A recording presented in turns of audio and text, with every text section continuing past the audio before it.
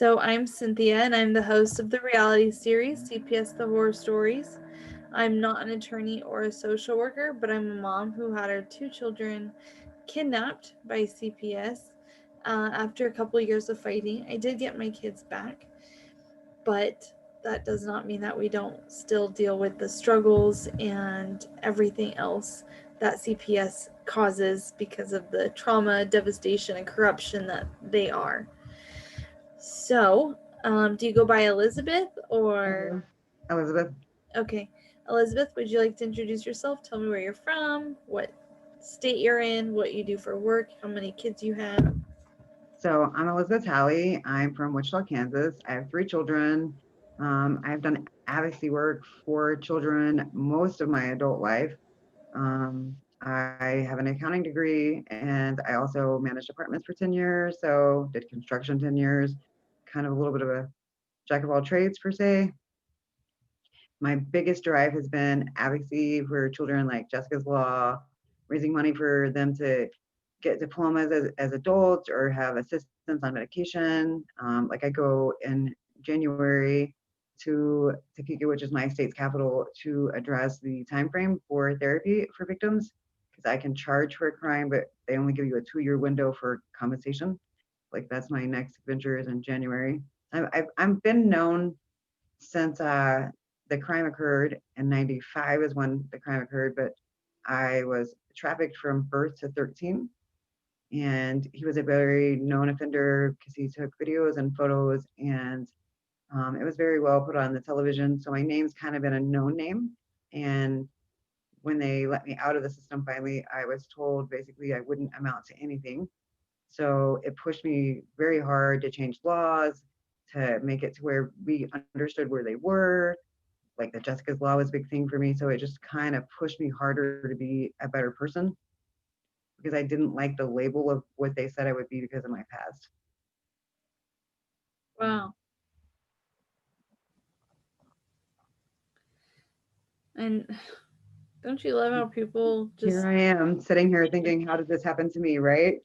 I think most parents and people don't understand how deep the corruption in DCF goes until you're in the chair. Exactly, we don't know. We don't know at all. That was my thing because I had spent so many years advocating. I've been to Topeka, I've shook hands and rubbed shoulders with all these people, but once my child got taken from me, I very much understood that juvenile courts are not involved with any other court. They are their own entity within the state almost. That was my eye opener. You just don't understand. You hear a kid getting taken and you naturally assume the parents have done something. Until you're in the chair, you really don't understand that it's just a bunch of made up shenanigans and they're all looped together.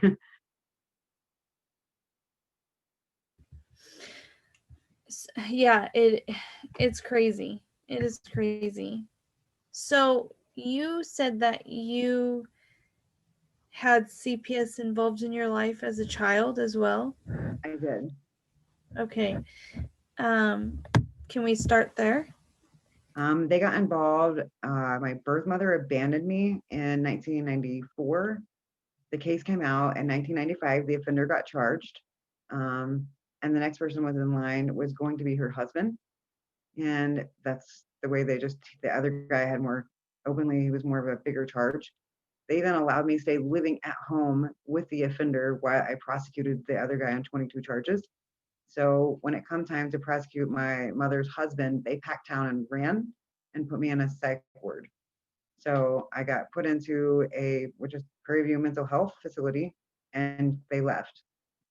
So that threw me as, I would assume, abandonment according to all the things I see to other parents, but it wasn't abandonment. Um, How old they, were you? I was in the it was my October of my 8th grade year. I'd have been 14. And they just kind of threw me around because back then Clinton had not thrown out the law. And a lot of people do not understand that Bill Clinton changed a lot of stuff in 1996.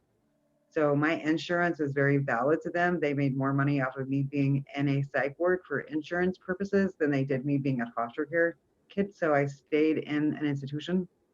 And my grandmother actually fought hard and spent thousands of dollars, took her almost 2 years She ran a licensed daycare for 30 years, and they still did not let her just have me for kinship.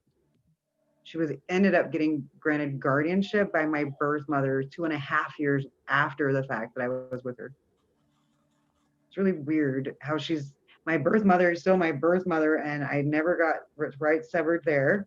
And my grandmother that raised me and took me in never became my mother. So I didn't even understand that until this case. I assumed she was my mother by law, but she wasn't my mother by law. It was really weird How because they didn't explain that to me until then, right here. right. How's your relationship with your birth mother and with your Grandma. yes. So my grandmother is a very never missed work in 30 years.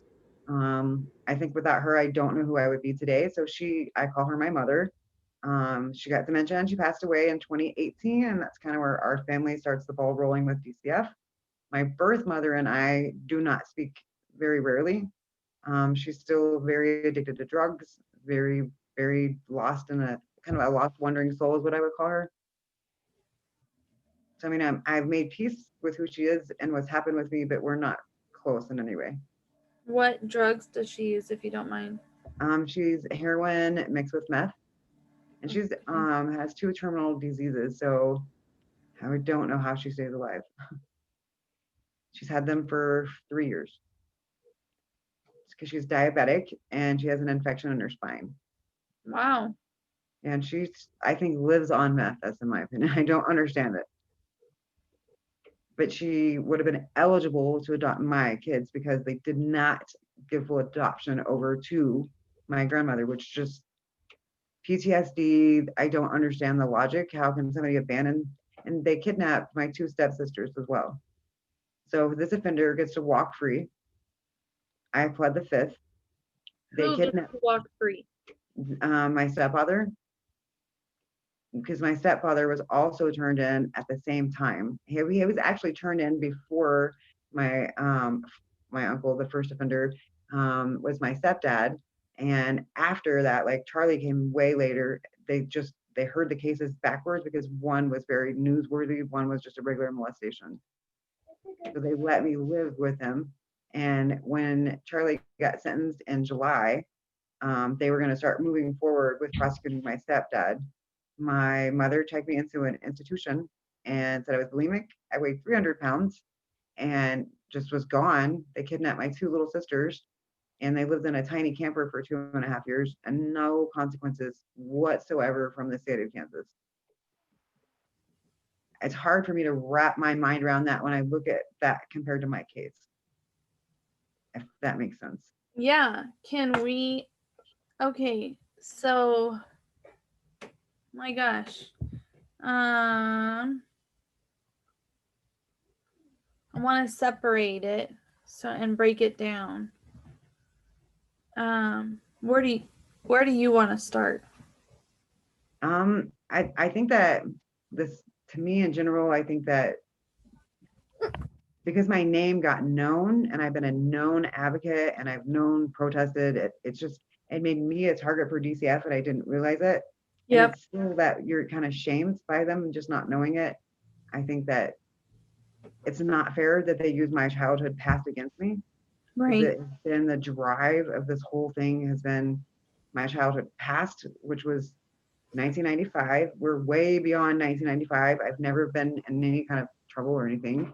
I did graduate high school. I graduated college. I was in a major car accident and flatlined 6 times, crushed the complete left side of my body. Stayed in school. I went from intensive care. The biological father of my kids said, go home or they're going to be fostered. And I immediately checked out of intensive care, and 9 days later was at home laying on my back, not knowing that I was in such a severe wreck. So I've always put my kids as a priority. I've owned the home for them. I worked 2 jobs for them. They were in college camps, church camps. They called it I overparented from my childhood because I was abused. So therefore I made them like write dictionary pages, or I didn't put my hands on them per se because I had a very bad childhood. So I wanted them to have not the perfect childhood, but I gave them almost everything above and beyond because I kind of lived my childhood through them. So that was a big drive. Was I think it started there, and it started where I challenged them because I did not know Family Pres was a part of DCF. I had no idea they were in one building. I invited them into my home. So I, as a mom, live with that decision every single day of my life. That is the one You thing, like, didn't know, right? you Okay, can't you forgive can't. yourself when you do that, right? You You can't go can't. back. You didn't know, No, I don't. so I you just thought can't. genuinely I was going to get help. Because my mom passed away in June of 18. You have an honor roll student um, that's always been class president and just all the well around 4.0 grad. I mean, just had been that solid student. Even and as a child, she was always that ahead of step of me child. My middle child has always had some mental health issues. Um, and it's due to biological father allowing the three of my children to be molested for 3 years. And it's all through family court. However, when you are in sync court, they do not follow family court where I am. So they override family. Your children are being molested They did for 3 years. by whom and in whose they're care? they got so they got molested by their biological father, like his grandfather. So it would be his dad. He took me to court, got grandparents' rights, and dad knew of it. Eventually, that's how he got no visitation with the girls whatsoever. Was you knew and you still sent. And at 8, my middle child decided to try to hang herself. So I almost lost her at 8. So that kind of put that stigmata in my head of we've done so much therapy, and he always tended to make false complaints against me. So I kind of had that, I guess not better than now, but I've had DCF involved in my life pretty much all my life. What can they do to me attitude? Because I didn't meet the criteria to me, but then I figured out very much so that you don't have to really meet the criteria. They can make you in the box. Right.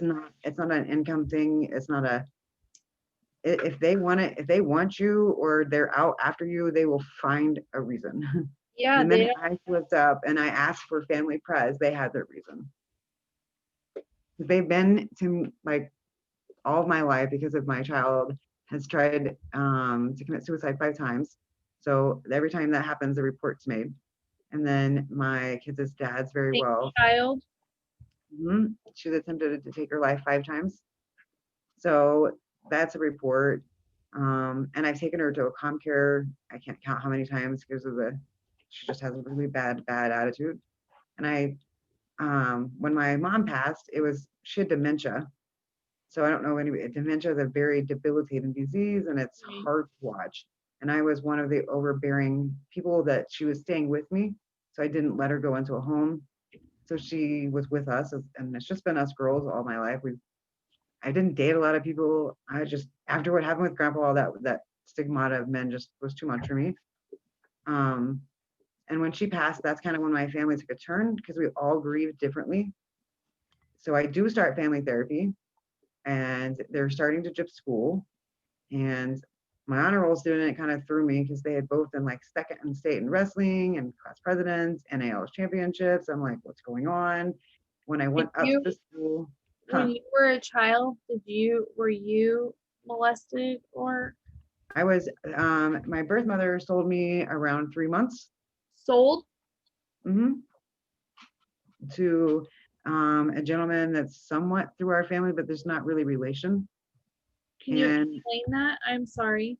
so what happened was back then it was Polaroid film and like VHS tapes. The internet was just starting. But he took videos like snuff films and magazines, and in return, she kind of got a cut of what was going on. And I stayed with him until I was second grade because I had to take first grade twice. And then I went to my birth mom and I only went and seen him on weekends. And then I totally myself left in the 8th grade and begged the state to take me after years of begging. They finally took me. But I mean, I begged them. It didn't happen because of a call or all the 5 men that had put their hands on me throughout different times of my life. Like they didn't take me for that. They didn't charge her for being an accessory. They just kind of left me to the wolves because they let me live there with a man that confessed to a licensed therapist that he'd been having sex with me since I was 8. And because his case was not, I was not bound, hung, tortured, caged. He got shoved to the side and they put the other offender first.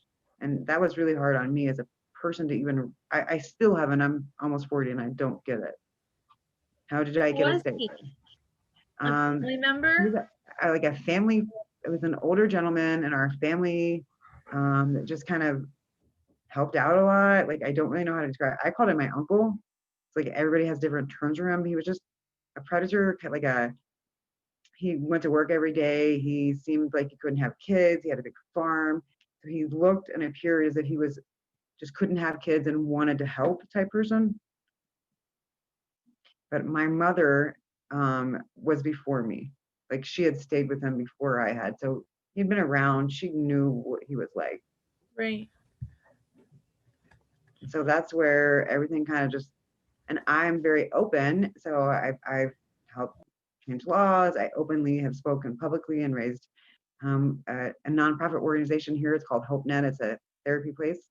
So I went and I spoke a bunch of times so that they could see children, help get diplomas.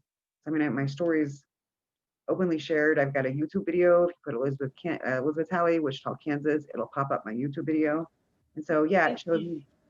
It's just on YouTube. You just push Elizabeth Talley and put Wichita, Kansas, But I'm saying, and like, with everything that you've been through, you've chosen to somehow help make it survive, survive. and to And help. yeah, and help other people. I think that's because my whole thing was there was a lot of victims before me, and had one person stood up, it would have changed my whole direction of life. And I'm still to this day very much the same one, even with DCF. Like Right. I've spent 2 years digging into DCF because if one person can get enough people involved, it can change the direction. Like Jessica's law, and they're just none of it really adds up. And I'm a person Right. that am tangible, factual, like legality. And like for example, in juvenile courts, they do no taping of interviews of the children. They don't keep anything documented in the courts, and they say it's child safety. But when I got raped, and still to this day, they use my initials and my birth date. So for my safety, what they're doing behind closed doors when they take your kids, it's not like that. If I was raped by my own father, they go initials and birthday. So it's all documented on the DA's level. But over here in the juvenile courts, it's sealed. They're closed records completely. When they interview kids, it's not recorded. It's all hand-taken notes. When I got interviewed, anytime there was a camera and a tape recorder. That was in 1995. We're Huh. fast forwarding to 2019.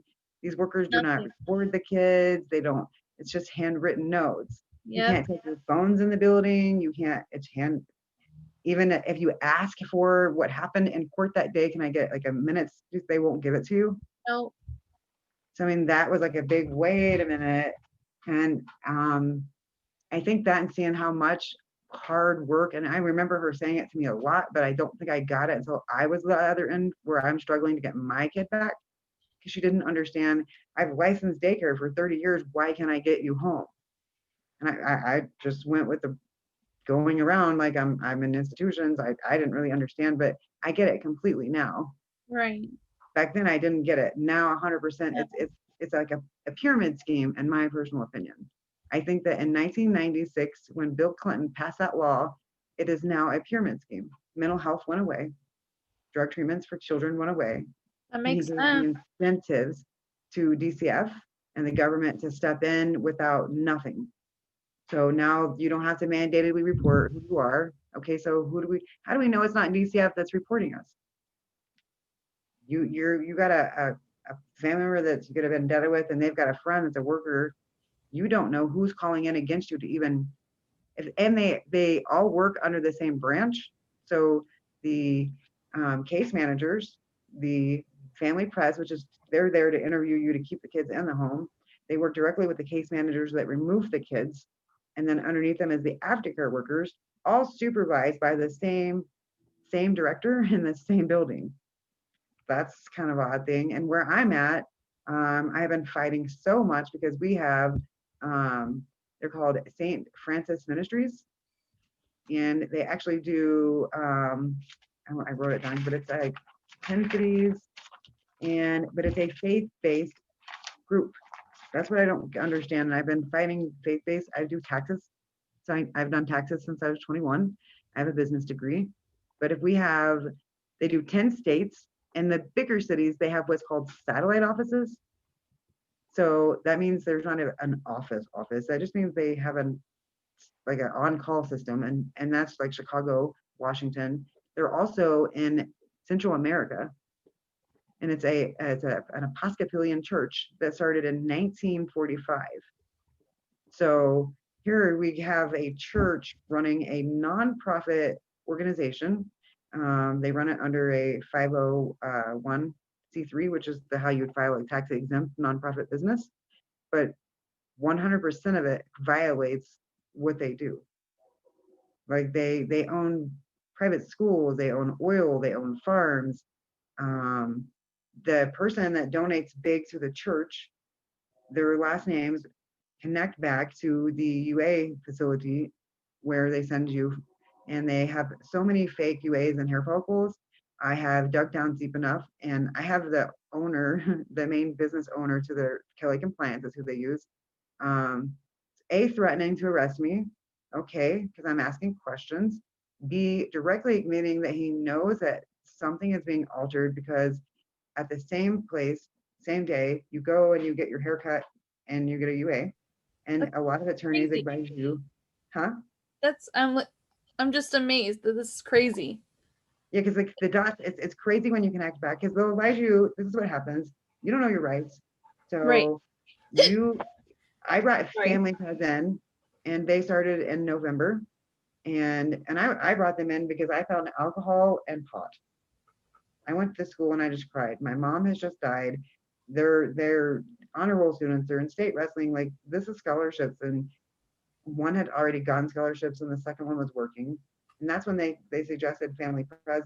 And I was like, that's great. They're gonna come out to my house once a week. That's amazing. We were already doing family therapy, but they asked me to stop doing family therapy over therapeutic, and then it was used against me. I, and it just seemed like the more I called them in for not UAing my kids, and then a sink case happened. That just devastated me. My middle child did $23,000 in damage in my home and my car in 1 week, and that's my boiling point. They kept getting, she was beating me up, and Your daughter was? because I couldn't stop them. Huh? Because once family pres started coming out, I couldn't just stop them from coming. So it was my fault.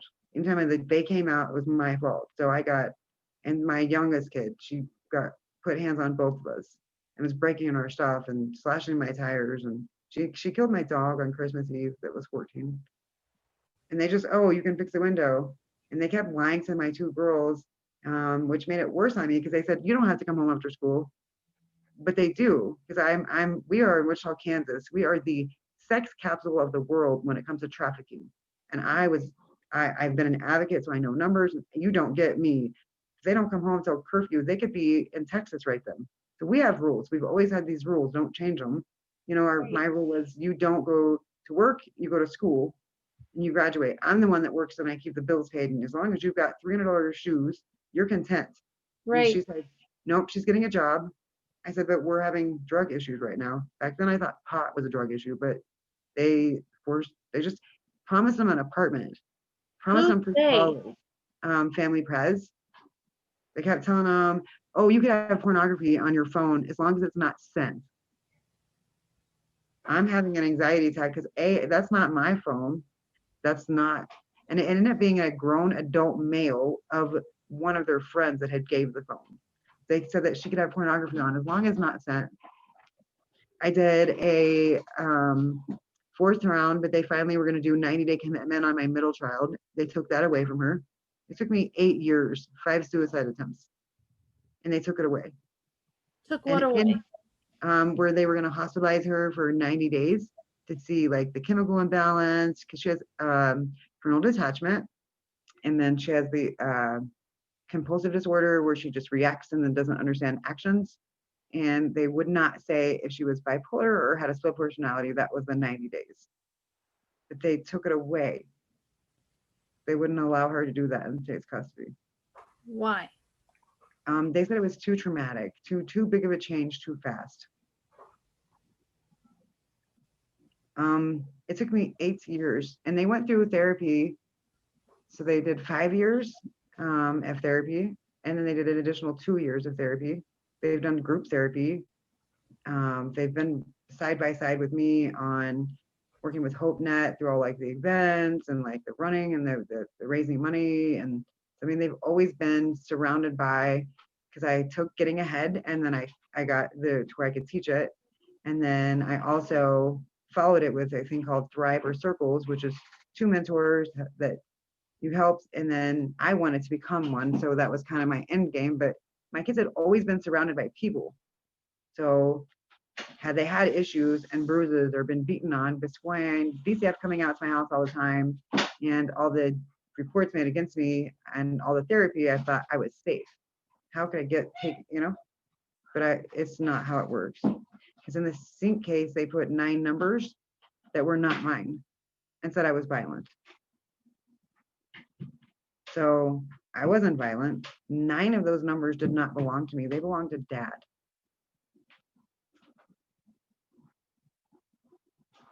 So that was a big thing. And they lied and said DCF did it, and it was not done. It was done by the DA of juvenile court. That's who put the fake numbers. And that my kids' lawyer, the 2 older children, got set down and showed a UA with my name that said I was methamphetamine positive. Never happened. They never would have fixed it. I went to the director, mind you, I record and document tape everything, because I'm very paranoid with them. And we all had a meeting, and they kept saying they were going to fix it. We're really sorry. They kept making up different reasons. It was the person's house they stayed in. And that was my other big deal, was when they removed my kids, I tried to get an advocate for my youngest child because I wanted to separate her, because the 2 older ones, yeah, their grandma had just died. They started making mistakes, but you pushed them further by promising them apartments. And okay, so you're promising them all these things, and now they're running away all the time now. And if you don't report them as runners, then you're going to get in trouble. You report them as runners, they have the right to take them. So they just set me up. No matter what I did, I was not okay. I seen them every week. They knew I seen a psychologist, but they never asked me for my psychologist. Hey, what's her name? I signed my whole life away, but they didn't ask for that paperwork.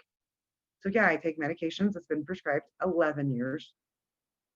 The exact medications that I take, though, they put in the sync petition as me taking street drugs. The exact. Which therefore means you knew what medications, because I said what I seen. It's like I had to do it every week for them to come see me.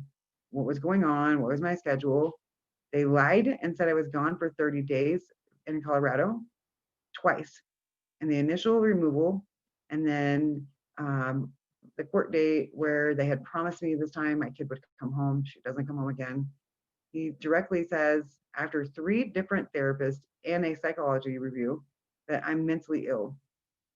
But judge has got a black robe on. How is he saying I'm mentally ill? All this again is based on 1995.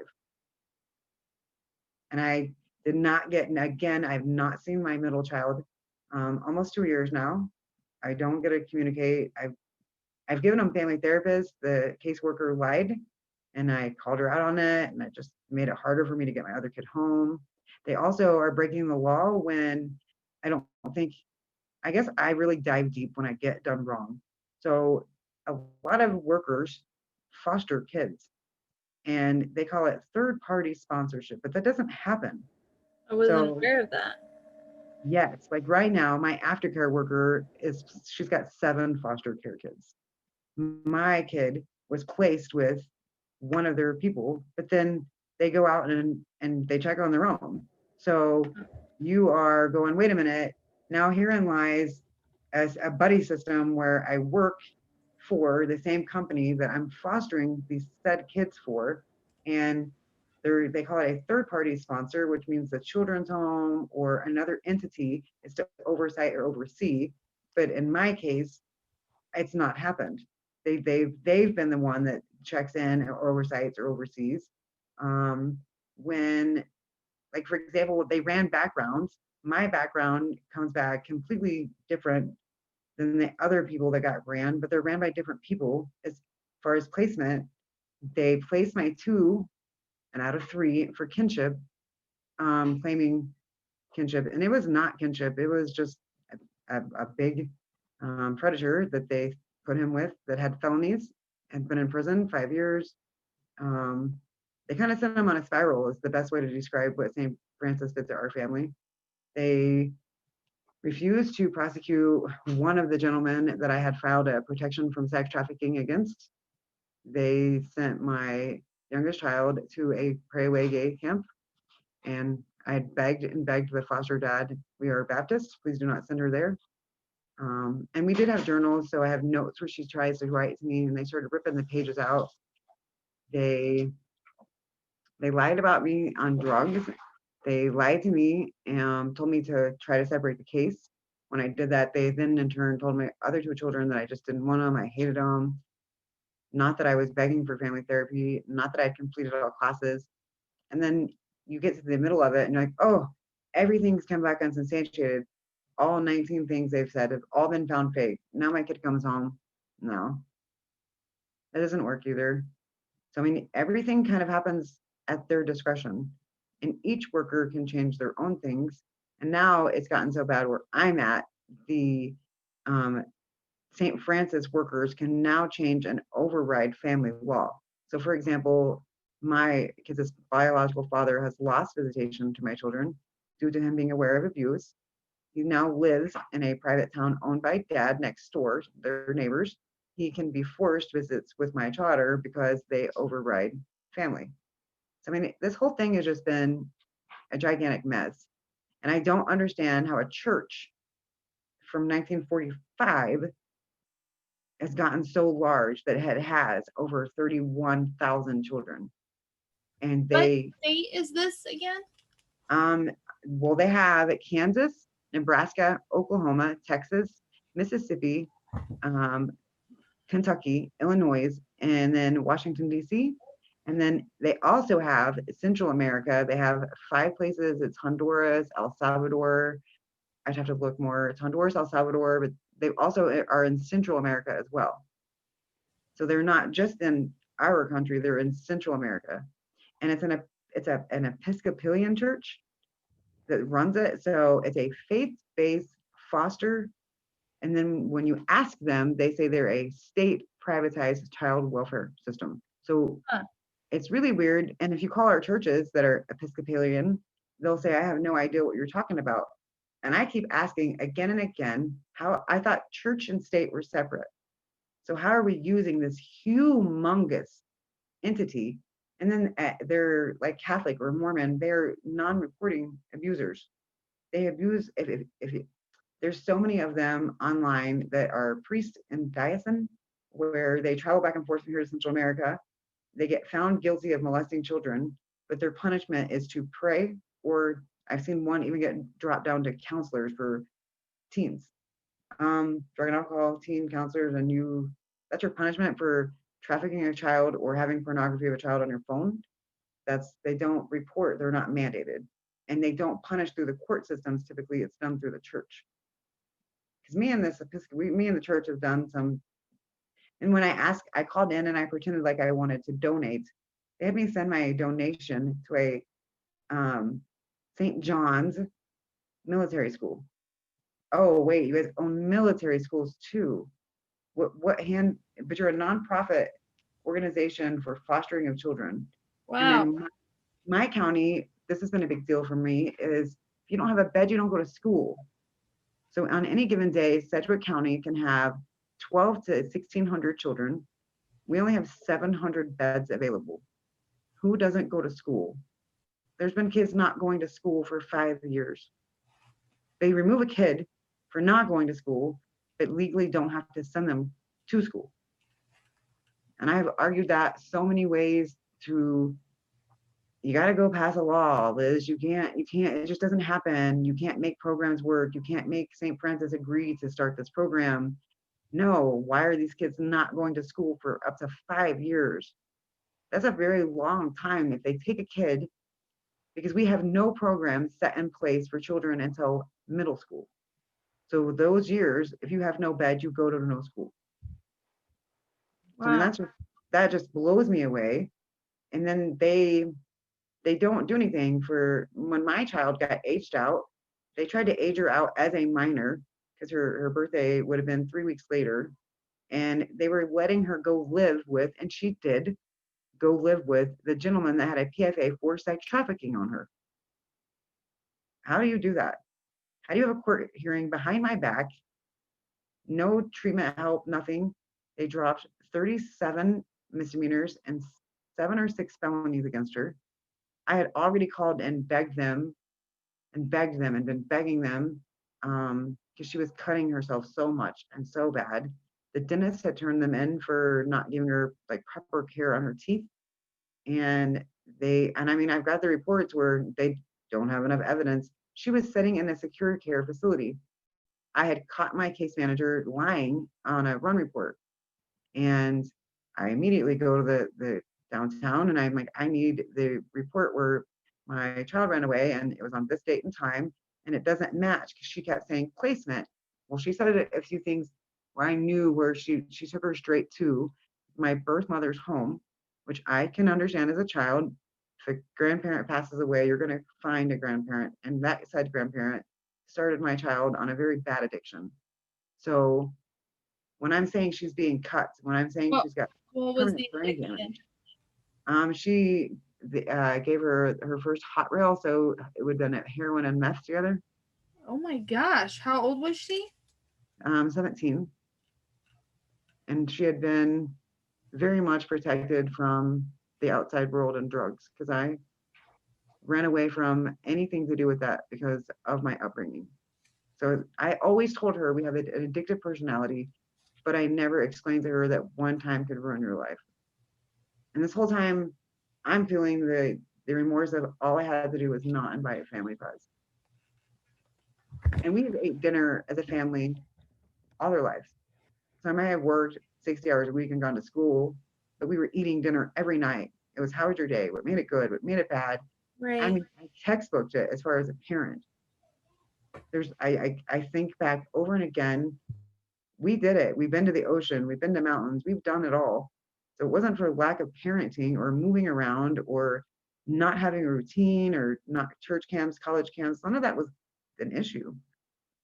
They really, honest to God, they try to say I abandoned my child, but I didn't abandon all three because one was with me, and I only did it because of them. I begged for them to help me. I begged for them to give you A's. I begged for them to give me mental health on the one child. Like, she is so violent. She's hurting me. She's hurting my child. And they kept saying, oh, you can have this on your phone. Oh, you don't have to come home. So the more I begged, the more they gave her ammunition against me. And a child that's 15 years old is kind of vulnerable to wanting to drink and have sex and be an adult. So they put that, I'm giving you an apartment, in both their heads. So I'm going to give you an apartment. You're going to have free education. So it looks to the child as if it's better not to be at home Of course. or even to go back home once taken. So I mean, even like my kid got on drugs and she's been clean, God knock on wood now, for almost 6 months. I got in trouble for that too, because I openly said I was helping her. Y'all, she was clean and sober and an honor roll student. You guys did all this to her, and I'm in trouble for it. And it wasn't like they made me go. I had 15 hair follicles, 15 times. My hair was never been this. This is short towards me. In my case, oh, it started in April of 2019. We were in November of 2020. I've had 15 hair follicles. They're good for every 90 days. And we don't send our hair follicles to our own lab in our own state. We send them to Iowa, 502 miles away. We have one here that's 180 miles away. They don't give you, I threw a fit and they moved me to a completely different facility, but I get my results directly emailed to me. There's no carbon copy. There's no, you can't see it. The DCF worker doesn't give it. And that's what we've been doing right now is I have fought hard enough with the laboratory. And I'm like, look, you guys are either going to go down with him or you're going to go down yourselves because somebody's tampering with these hair follicles. Because too many people can go to where I go for mine the same day where they go to Kelly Compliance and it's meth in your hair at Kelly Compliance and it's clean. But guess what? Not court approved. The judge won't accept it. They still take your kid. I mean, it's everything's connected. Like they don't have to serve you. I think that's a big deal. You know, if the dog pound wants to take my child, right? So if the dog's they're gonna take my dog, right? They have to serve you correctly. You have to show proper service that you were notified at the time, the hearing, the date. They don't have to do. They can skip it all. An hour before my court date, there's paperwork given to me that says to be here. Was I home? No, ma'am. I have a life. I work. I'm not home. So I get a phone call. You have 15 minutes. So I'm already in a panic. It just like they set you up for failure, and then they kind of cookie cut everything, and they did not do like when I caught my case manager has been doing this 27 years, right? So when I catch a case manager of 27 years knowingly falsifying a police report and stating she ran from said placement, but yet the police report says they ran from Taco Bell directly located to the building where they work at. And in return, she took her to my birth mother's home and dropped her off and said, lay low until after you turn 18. I filed the police report. Like I immediately went the very next day and filed, and then who wants to investigate it? Exploited missing children's unit, the same detectives they work with every day. I said, sir, you guys are not to work with adults, you work with kids. So I had to jump in there. So the next time I went to court, I went to jail for 4 days for contempt. Because when I first, I don't care how anybody can describe it. To me, it was the lowest blow in my life was 3 different therapists. So she had an individual therapist. I had an individual therapist, and then we had a family therapist. So 3 different people, and then a 4th for the psychology. That's a big, humongous 12-hour test that I begged them not to do because of my childhood. So we have 4 different people stating that I'm fine. When that judge looked at my kid and said, you're not going home, your mother is mentally ill, I wanted to melt in my chair. And I held it. It's 4 minutes, that's maybe 5 minutes long. That was all. They did not mention my middle child, period, to me. So I look at my lawyer and I'm like, hey, they're missing my child completely. Like, what happened?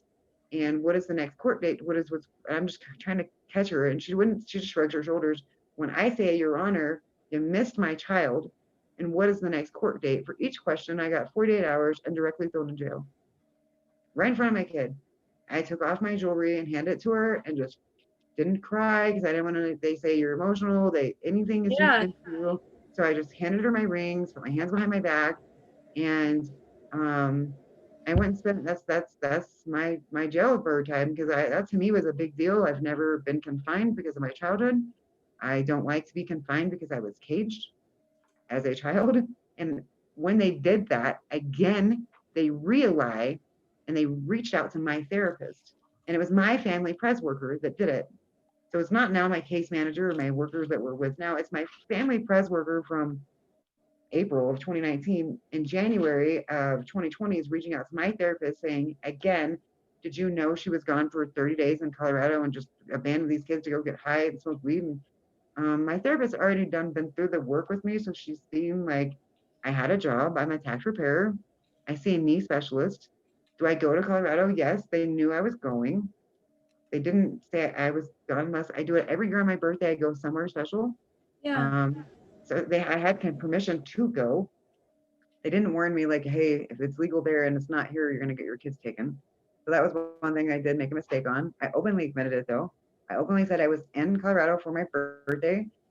There was a hotel room for me and a hotel room for my child, so we wasn't together. I ate a brownie. I openly admitted to the brownie. Didn't matter. Hold on, you're on mute. Like, that doesn't make sense to me. But wait, I don't understand. You ate a brownie and you got in trouble for that? Why? Because because I was in Colorado, so I had THC in it. You know, you can legally go there and buy whatever, right? Is it illegal there? No, it's legally there. Anybody can do it. So I'm confused though. Because and they're still like that to this day. If you ask them about it, it doesn't matter. It's not legal on a federal level. But in most plans, it should be, and by our governor, it's supposed to be a safety plan per se. It's not a probable cause removal, but that was used against me.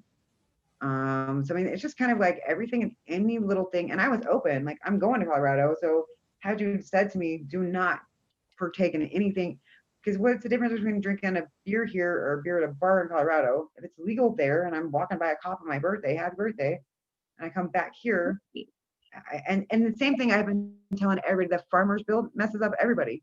Because if you use over-the-counter CBD, and I've been in a wreck, I hate pain pills.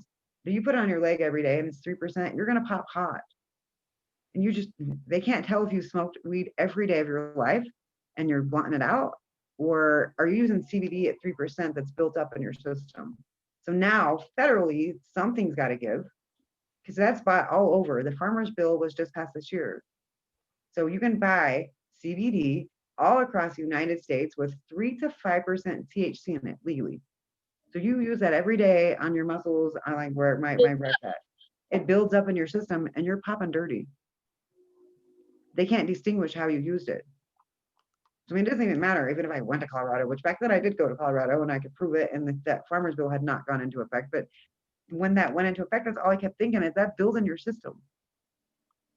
Can you So explain farmer, what did you call it? Farmer what?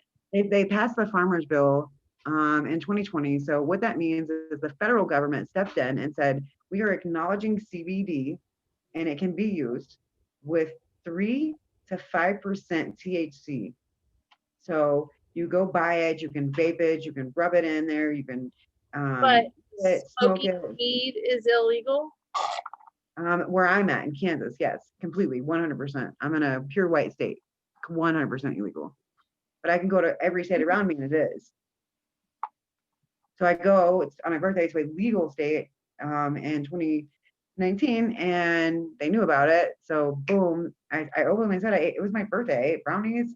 I specifically went there to ride a ride because when my car wreck happened, I had a hit and run. He hit me and he threw me 15 feet flat down onto a concrete slab.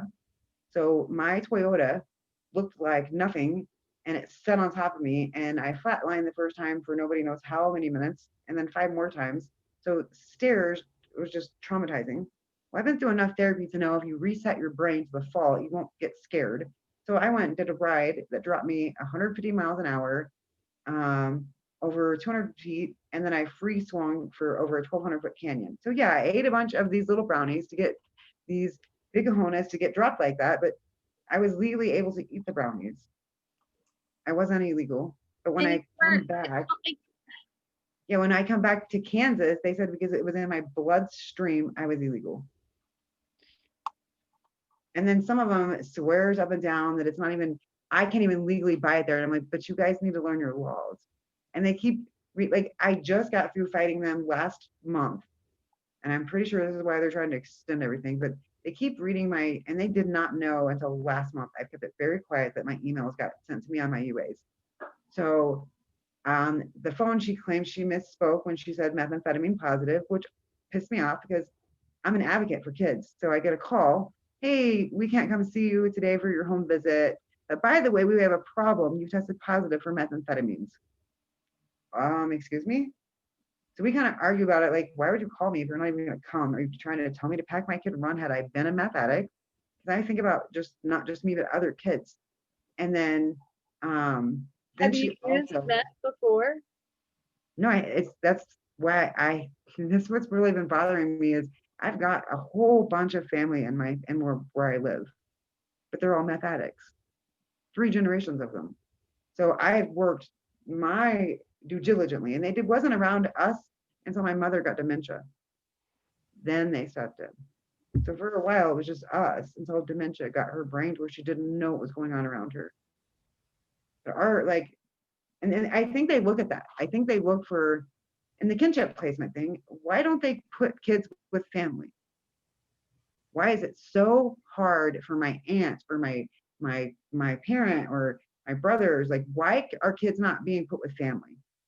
If we're out of beds, why are they not being put with family? Why are they not given drug treatment? Because my minor child was honor roll student, full scholarship to a private college in the state. That's a big deal for us. And what happens? She gets released with 200 cuts, permanent brain damage, hands are shaken. She's addicted to heroin and meth and pills and drinking. And they did not give her a hair follicle, did not give her a UA, let her go live with a man that had a PFA from trafficking against her. No, I even called and again, I turned it in again to my state, like, please help my child. Go look at all these cuts. And insufficient evidence, they wouldn't even go look. I mean, no matter what direction I've tried to get help or get around, I can't get it. I've fought so hard on how can the man that had spent 5 years and be a felony get kinship of two of my three children? And wait a minute, 2 days before he gets kinship, I have a bill of sale with my stolen vehicle and his signature and ID and driver's license. It just it baffles me. And he's living in a government assisted home. You can't have any of those benefits. The entity that does our foster care is illegally, and I do taxes, so I can fully understand taxing. You can't lobby the government. You This can't. this man, this is the father of them. No, what happened was I learned how to teach. So I took a class called Getting Ahead or Bridges Over Poverty, kind of depends where you're at in the country. So I took enough interest into it that I taught it. This man had been in that class. So that's how my kids had ever even seen him. And then there's this thing called Facebook that they could be friends on, but that's not kinship. He wasn't at birthdays or he wasn't in a part of our lives. So this random man has your children? He had them for about 2.5 months. On only 2 of 3 got kinship. My youngest one did not refuse to completely go. But now they're 13, 15, and 17. The 13-year-old does not kinship. I'm not going, I don't feel safe, but they still, some other two ran record, 2 different people, my name and his name, and everybody else's was ran under 2 different people. He came back completely clear. Mind you, he served 5 years in prison for robbery and is a felon. I'm so confused right now. Yeah, that's it. So when they ran him for placement, they don't run him. The same person doesn't run him as me. So he comes back clean and clear. It's on the so it would be the objectives and activities, and under objectives and activities is where they run like all the people that can be how the caregiver or other, because it has like the mother, the father, or other or caregiver, and then that's where they would that's where his name or kinship would go. And they ran him and got nothing. He had already served 5 years in prison for robbery. And I also had just caught him with my stolen vehicle being towed to be crushed. And I had the bill of sale. I still have the bill of sale. I mean, I just don't know if you can want me to show the bill of sale, but I have the bill of sale. It was with me. Doesn't matter. Like I have everything documented. That's the thing. Like I have like so many documents in my case where I'm like, oh, here's the false police report, and like here's where I can show that my case was on 5/19. My court case was at 1, but wait a minute, they give it to me at 11/20. This is where like the initial scene case, and you can just see like the repetitive lying. Then you can see where I appeal immediately once I understand, because I was shocked, so I immediately appeal. So boom, I'm appealing, and they put it to the side. They moded it. They wouldn't hear it. I could show that I was not involved. I did not, as family press kept telling me, I could show it. I'm like, no, I've got this document. I've got this document. I've got this, and I had it all. I could show I've been on the same medication for 11 years. There was, to me, in my head, I do not understand how they let something get so large. And what it was the more I challenged them, what's going on? How did my kid get put with him? How did all my home get robbed? Where did my cars go? How does my other child get put with somebody completely different that's now sending her to the pray gay the way camp? She's self-harming. She's never hurt herself ever. We were not allowed to speak for 6 months, so we did journals. And like, you know, at first it was big long letters, and we just have these little journals. And I tell everybody to do that with their kids now. And I did a journal and I wrote every day, and then she would write every day. So we felt like she had one, I had one, and we would exchange them that 1 hour a week, you know. And at first you can see like there's like lots of things being done in there, and you know, she's just little things, and then we just kind of go back and forth. Then they started ripping the stupid pages out. Who did? The worker that would bring her to and from visits, and like I'm getting things like this. There's just dots, and mind you, she is a really good artist. Like draws, like what? And then I keep things like this one says, I can't wait to see you. Today we went to the Catholic um, convention. I was super uncomfortable during the mass. They were talking about how I would be burning in hell because she's interested in females and she is a female. She tried to leave to go to use the excuse to go to the bathroom when they wouldn't let her leave. And then this is like the little picture she draws. And then by then, they had already sent her to the pray away gay camp. So that had already happened. And this one is like 5:23. It's on a Thursday. Mom, I missed a bus. It wasn't my fault. The teacher kept me after school and it made me late. I don't understand. And then it lists her foster dad's person. When he picked me up, he screamed at me the whole way there. I've never been so scared in my life. And I don't understand what made him so angry. And she just draws like a little, like you can see her little, like, I don't know what's going on with my life face. And like, I was getting these and like, you could just you keep up the faith. See how, what I mean by she can really draw. See her little, when she wants to draw, she can draw. So we go from this to these. Because she was trying to talk to me and she couldn't because they were right there. And when I caught the cutting on her arm, I got in trouble because I made her go wash her arm immediately. And how did you see? And it was in their visit. So, okay, it wasn't done behind their backs. She did that because they sent her to the pray away gay camp.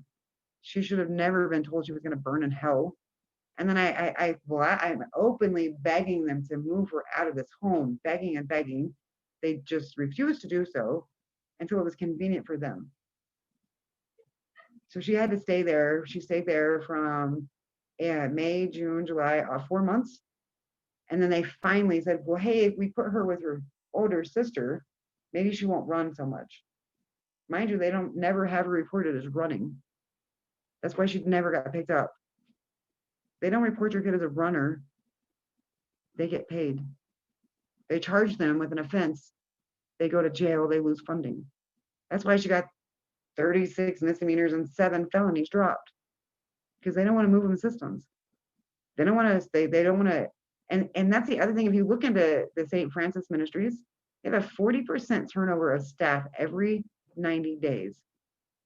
So again, that's a snag back because that slows you down. Oh, and wait a minute. Certain caseworkers work with certain judges. Why? Why does it matter what caseworker works with what judge? It shouldn't matter at all.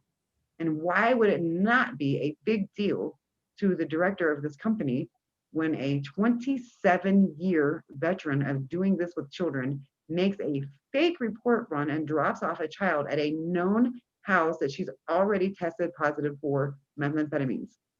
Why is she not reprimanded? Why am I the bad guy for finding out the actual facts? Because it seems to me the more you challenge them, or because I said, hey, I know they're lying on my UAs, and then they lied, and so a judge ordered my child to have her haircut. That wasn't true either. What do you mean? So when they kept telling me I was positive for meth on my UAs and the hair, I'm like, I get the result. So I'm like, I finally am like, here, you're wrong. Here's what this is. Read it right. So their return back was, now you have to take the one that's in the home to get her hair cut. And I said, she has shorter hair, kind of like a Justin Bieber thing. She's going to shave it because you're going to see it. And they said, we didn't care. And we can report here in Kansas. So I do. And she tells me to call God and hangs up. So we do as ordered by the judge, allegedly, but it never happened. The judge had never ordered her to take that. That was just made up on their half. They just lied and said the judge ordered this to be done. Do it or you're against court compliance and you can get her taken from you. So they use that fear factor. So we go get her haircut and a UA. And like, she's been through so much. Now I'm making her get a haircut and a UA, the innocent one. But the older ones that needed the help did never get a haircut or a UA. And they've never bothered with dad either. Like they've never bothered with the kids that are in his home. They've never bothered with that he's not compliant with no court orders, no classes, no. I even sent them messages where my kid knowingly ran, was picked up by him, did drugs with him, and he dropped her off right before court. Didn't matter. She still was allowed to go live there after. And I mean, I think some of it is to get under your skin. They want a response from you. Why do you think I go to jail? And then they miraculously call my therapist because they're trying to figure out A, where do I go?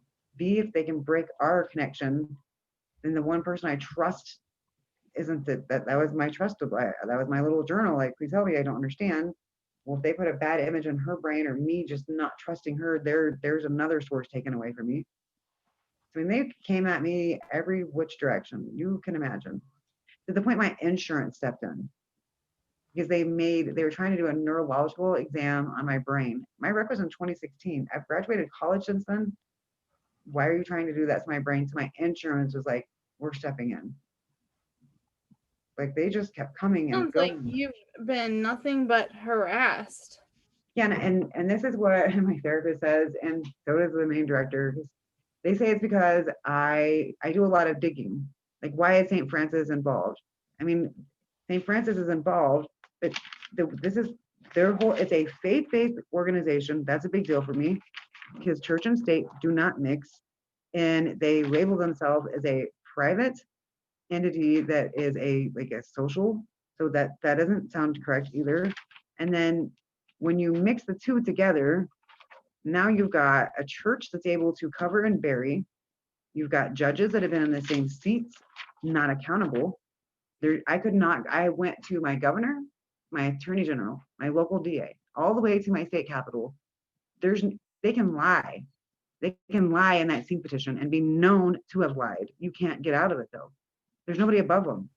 Doesn't matter. I went to Yeah. the DCF office. I was everywhere. And so the more I hindered in and harassed, the Can more you hold on just one moment? I'm sorry. No, One you're moment. fine. Okay, go ahead. So this is to me, I think, my biggest complaint. So one is no accountability, nobody above. No, like I cannot even get an itemized bill of what my lawyer has gotten paid to talk to me, zero. To 4 minutes before court, laugh and walk away with my case managers, I'm getting thrown in jail. I have not gotten, you can't get minute sheets, you can't get any information. So like when they run, it's a DCA, it's DCF resource and database. It's how they identify and locate grandparents, fathers, next of kin. So when running that, it says the employees that ran it, I'm ran by a DCF worker, and the other two people, it doesn't specify who they are, but it's two other people run, the dad, my birth mother, the grandfather, that not only my children, but other children was affected as well. And the gentleman that had the felony that they said place that after they're all clear, nothing. It just says outcome, found previous DCF history. Yeah, anytime anybody makes a call, that's DCF history, not substantiated charges. And then when they get it all unsubstantiated, you're thinking, okay, I've completed all these classes.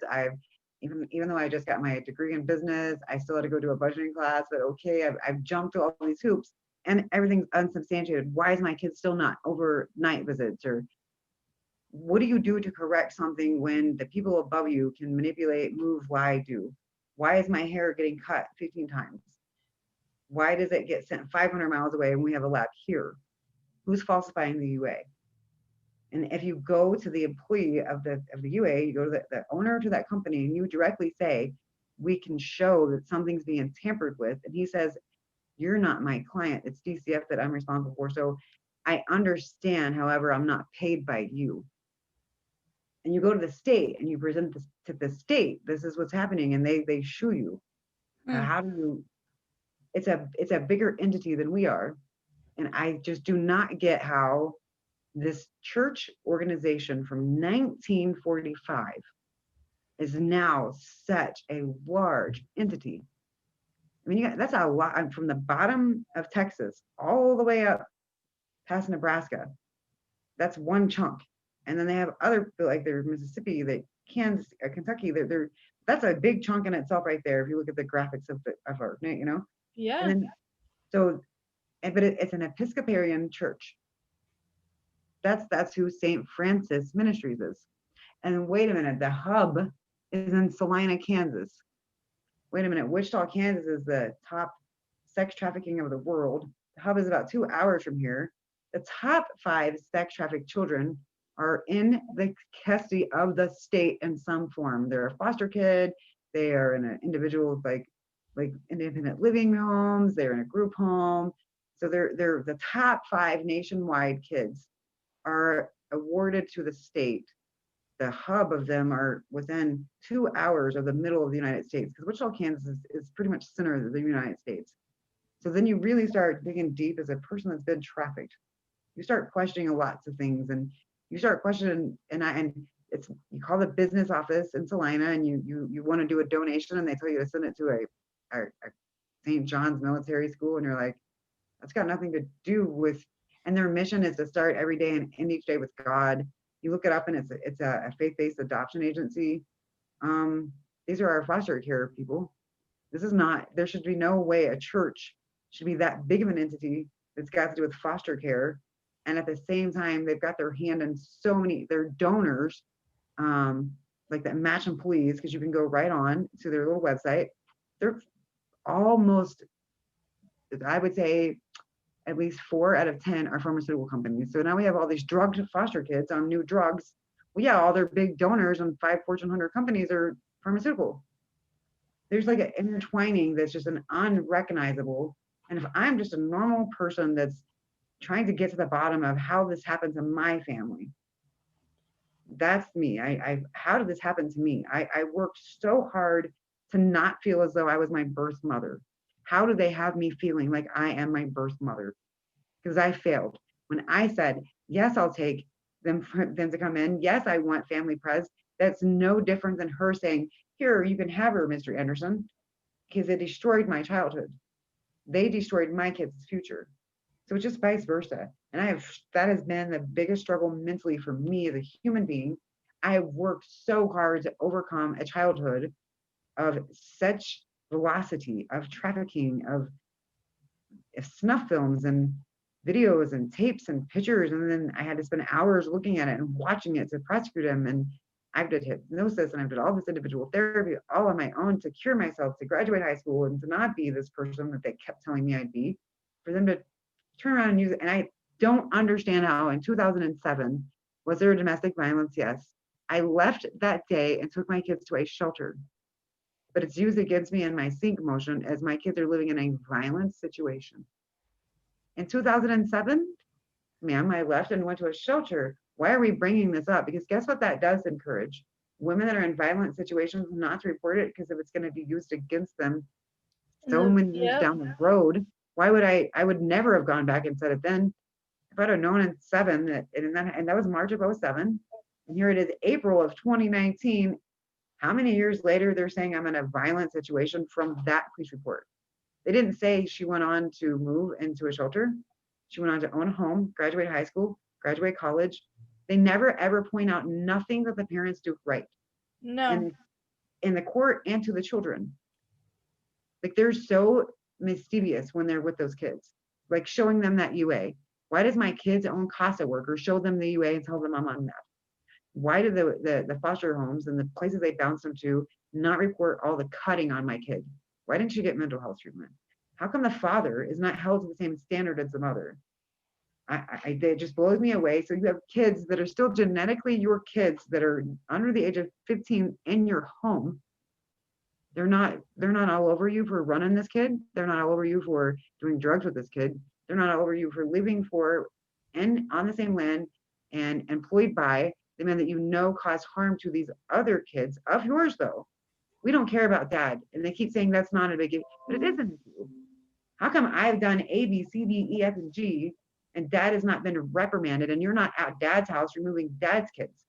Because dad has probable cause to have kids taken by far more than I do. Like, he's got mushrooms going out of his ceiling, and as state's already been involved. They are red flag for pills, and He's non-compliant hair follicles UAs. He's ran my kid and openly admitted so. He got caught. And I had messages of them doing drugs back and forth, and I give it all to him. But dad has not been nothing. Why? Oh, we're just gonna leave it alone. No, we're not gonna give it. What? You're not gonna sever his rights? Why not? And what about those kids in his home are not as important as the ones that you guys falsified to take from me because they need the help. Why doesn't he get a psychological evaluation if he brings his dad to adopt my children to court, knowing what his dad had done? Like, it's just the whole thing has been like one big blow up over. And then throwing me in jail, I think that was like a big breaking point for me because it was, I knew, one, I was not with my, I could not shower out and go upstairs because I would have to squat in front of anybody. It was going to be a gentleman. And I'm very like, not going to do that. I've been through enough. Two, I have I have 12 surgeries on my left leg. Now I'm on a concrete slab with all these people and drugs, and I'm freaking out a little bit. And I know medication, can't have anxiety or anything. You eat bologna sandwiches for breakfast, lunch, and dinner. And why am I being punished? But the dad that's done nothing, nothing happens. At the end of this, he can take me to court now and fight even harder for the rights that he lost on his own. And then my middle kid, they do case planning without me there. By federal law, I have to be there. You cannot let a minor do a case planning by itself. I've got so many emails where I can say I've not been there, was not a part of. By law, you are to redo this. By law, you can't let my kid go to court behind my back and put her with a sex trafficker. Like, what are you guys doing? So the more I buck at them, the more they cut my hair. The longer it took my kid to go to overnight, the longer it took her to get weekends, the longer reintegration. So what I get, I'm backwards. My kid came home in March of 2019. I'm going to go to court in November of 2019. They are waiting, final minute, the 6th of this month, they're going to do an extension of a 170-day case plan. And it's at the same judge's discretion that threw me in jail. Do I continue that 170-day case plan or does my case get closed? Oh no, this is not fun. And I'm so tired of my hair being cut. Like the bald spot. 15 cuts is a long hair. That's a lot of haircuts in that short frame. I'm tired of my kid day-to-day worrying. Like, how do you? I've never experienced a I'm sorry, what's it called? A hair follicle? Yeah, can you explain to us how it works? So a hair follicle, they go in and they're only allowed legally, which is they don't follow, and 15 states don't even allow it through DCF. So it's not legal through the United States. But what they do is they section off a part of your hair, typically back right here, and they cut about, I would say, about this much of your hair. So it's not a lot. And they do it in 3 sections. So this would be a section. They cut that much of your hair off? Each time. And it's in, so like this would be one place, this would be one place, and this would be another. And they cut it all the way off at the root. They cut it right at your scalp. And they're only supposed to send in 0.5 inches. That's the 90-day span. Because if I had not cut in my hair, and my hair was to my butt. So if I smoked weed at 19, it's going to be in my hair as long as it's not been cut. You have to cut it off or it all stays. Processed, right? Because right. You bleach it. Right. It stays forever. It doesn't just go away. And it's easy to contaminate your hair too, because sweat contaminates it. If somebody's done meth in this hat and you put you're hold on, wait, you're on mute. There's lots of laws about this whole hair follicle to even start hold on, I didn't when you went on mute, I didn't hear what you said. So what they do is they cut it 3 spots, and each strand should be 1,500 strands of hair. They want 1,500 strands is what they're looking at. So they do 3 spots to get those strands. 1,500 strands? Yeah, I mean, by the time it's said and done, you'll have a spot in your hair like that.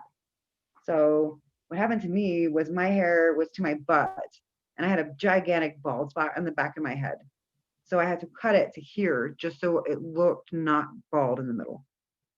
And now they're even now struggling with hair follicle because it's bald in the back. Like there's like you can see all the chunks of hair that's missing. I've got no hair and a spot like this big in the back of my head.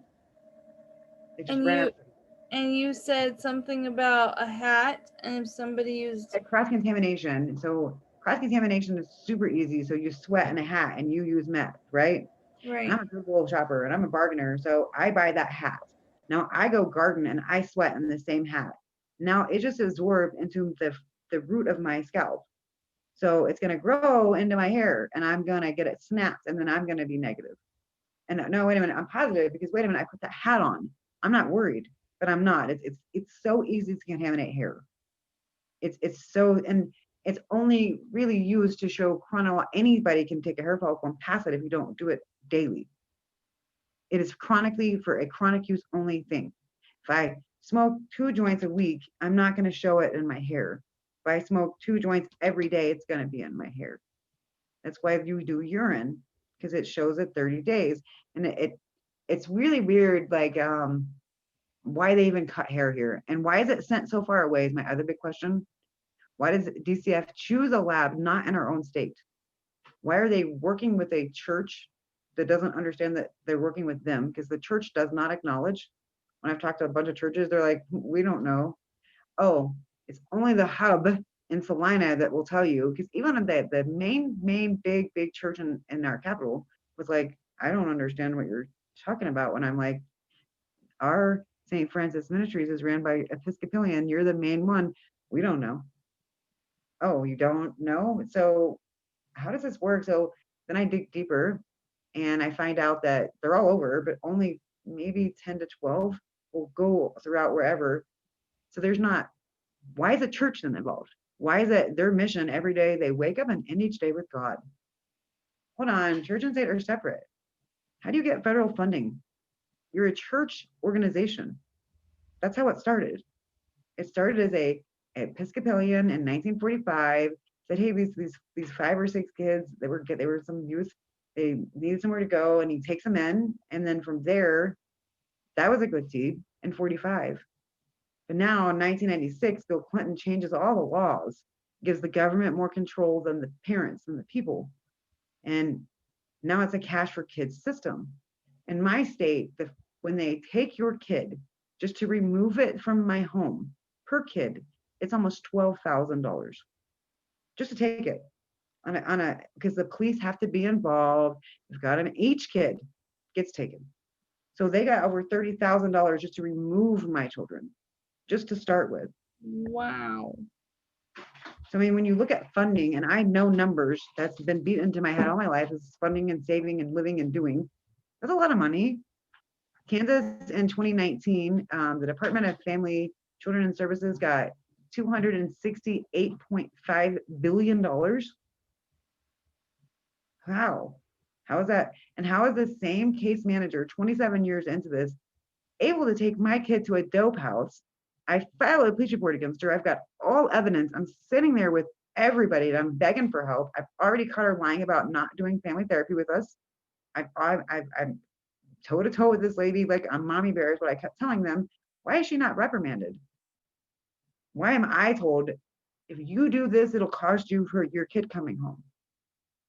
No, she should not be working with these kids. She specifically went out there last Halloween on a Monday to tell my daughter I was not going to be there, knowing I have to take her home Thursdays, which was our family therapy. And that was a Halloween. She was just not smart enough to connect the 2 days, maybe. Just drove out there to be mean to her. Wait a minute, you're not supposed to have your children placed with your staff, but they were. So how does that work? How does it work if the case managers and the aftercare workers and the lawyers and the judges, they're all connected in and they've got your foster kids. And if they're lying to me still about methamphetamines being in my hair, and if I didn't have them emailed to me, I would have been blindsided and I would have looked dumb in front of court again. How do we find balance? If I don't know who initially made that complaint or call, that they jumped, took my kid from school, because that's going to be the separation anxiety is 100% on my end. My kid has gotten a lot better. Me, on the other hand, I'm petrified of blinking at my kid being taken. So if we don't know who's calling this in, and if a child is worth removing, you have to leave a name. Because I'm going to use this report. I'm going to take a family and I'm going to break it apart based on your hearsay, what you've seen and saw. You should be able to testify in court on behalf of the state as a witness. And if you don't want to do that, then maybe that report's not real. Maybe it's a jaded family member. Maybe it's an ex-husband that's got a vendetta because you're dating somebody new. But hey, I need to know who you are, because if I'm going to get serious enough to remove a child, you Yeah, need to testify. If not, how do we know it's not the judges and the workers that are making the calls? We don't. I didn't even think about that. That's, to me, that's what The I way got you just put so, it. so many reports against me, because I got like 60 reports on me in like 90 days. Boom, boom, boom, boom, boom, boom, boom. And I'm like, my kids And not once made the statement that they were hit, harmed, or hurt. what were the allegations against you? So some of them were craziness. Some of them were, I didn't take them to medical appointments. I locked them outside in the cold. They didn't have proper food. Now, mind you, family press had been in my home 5 months, so they would know if I had my lights were on, if they had food or no food, nice $300 shoes. They've seen all this. They got Especially, yeah, go right, ahead. just things. They got me for that. They physically, I abuse them. I choke them. I punch them. Um, I was doing drugs with them at one point. The other one that threw me that was like was the lack of mental health. I had just that month gotten my daughter approved for 90 days treatment. How did I lack of was? Oh, and then I wasn't cooperative. You're right. I did tell Family Press, stop coming to my home. See them at school. My kid will not stop beating me. She will not stop beating her little sister. Things are getting torn apart and damaged. If you do not stop coming here, I'd rather me and you argue it out in front of my kid than me not knowing if I'm gonna wake up in the morning or if my kid's gonna wake up in the morning. It got really violent. My middle kid got so violent. And then in foster, she suffocates the little kid on life support. She kept unplugging his oxygen. So what do? Again, no mental health. Who's the winner of it all? The one that spiraled us all. Because now she's in Who, living. whose oxygen was unplugged? Another foster child.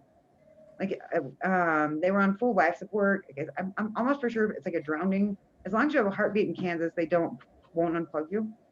So like it can be brain dead, but it's got a heartbeat. So it stays, like you could wake up from a coma type situation. And she was unplugging and plugging in the machine so the kid couldn't get air. And one of the kids told on her, again, that same child that was supposed to be sent for a 90-day after 5 suicide attempts, mental health, was nothing. The kid that had the 200 cuts and was on all the drugs, nothing, no hair follicle, no UA, no help given. But they were promised all these fake things in the beginning: apartments, cars, education.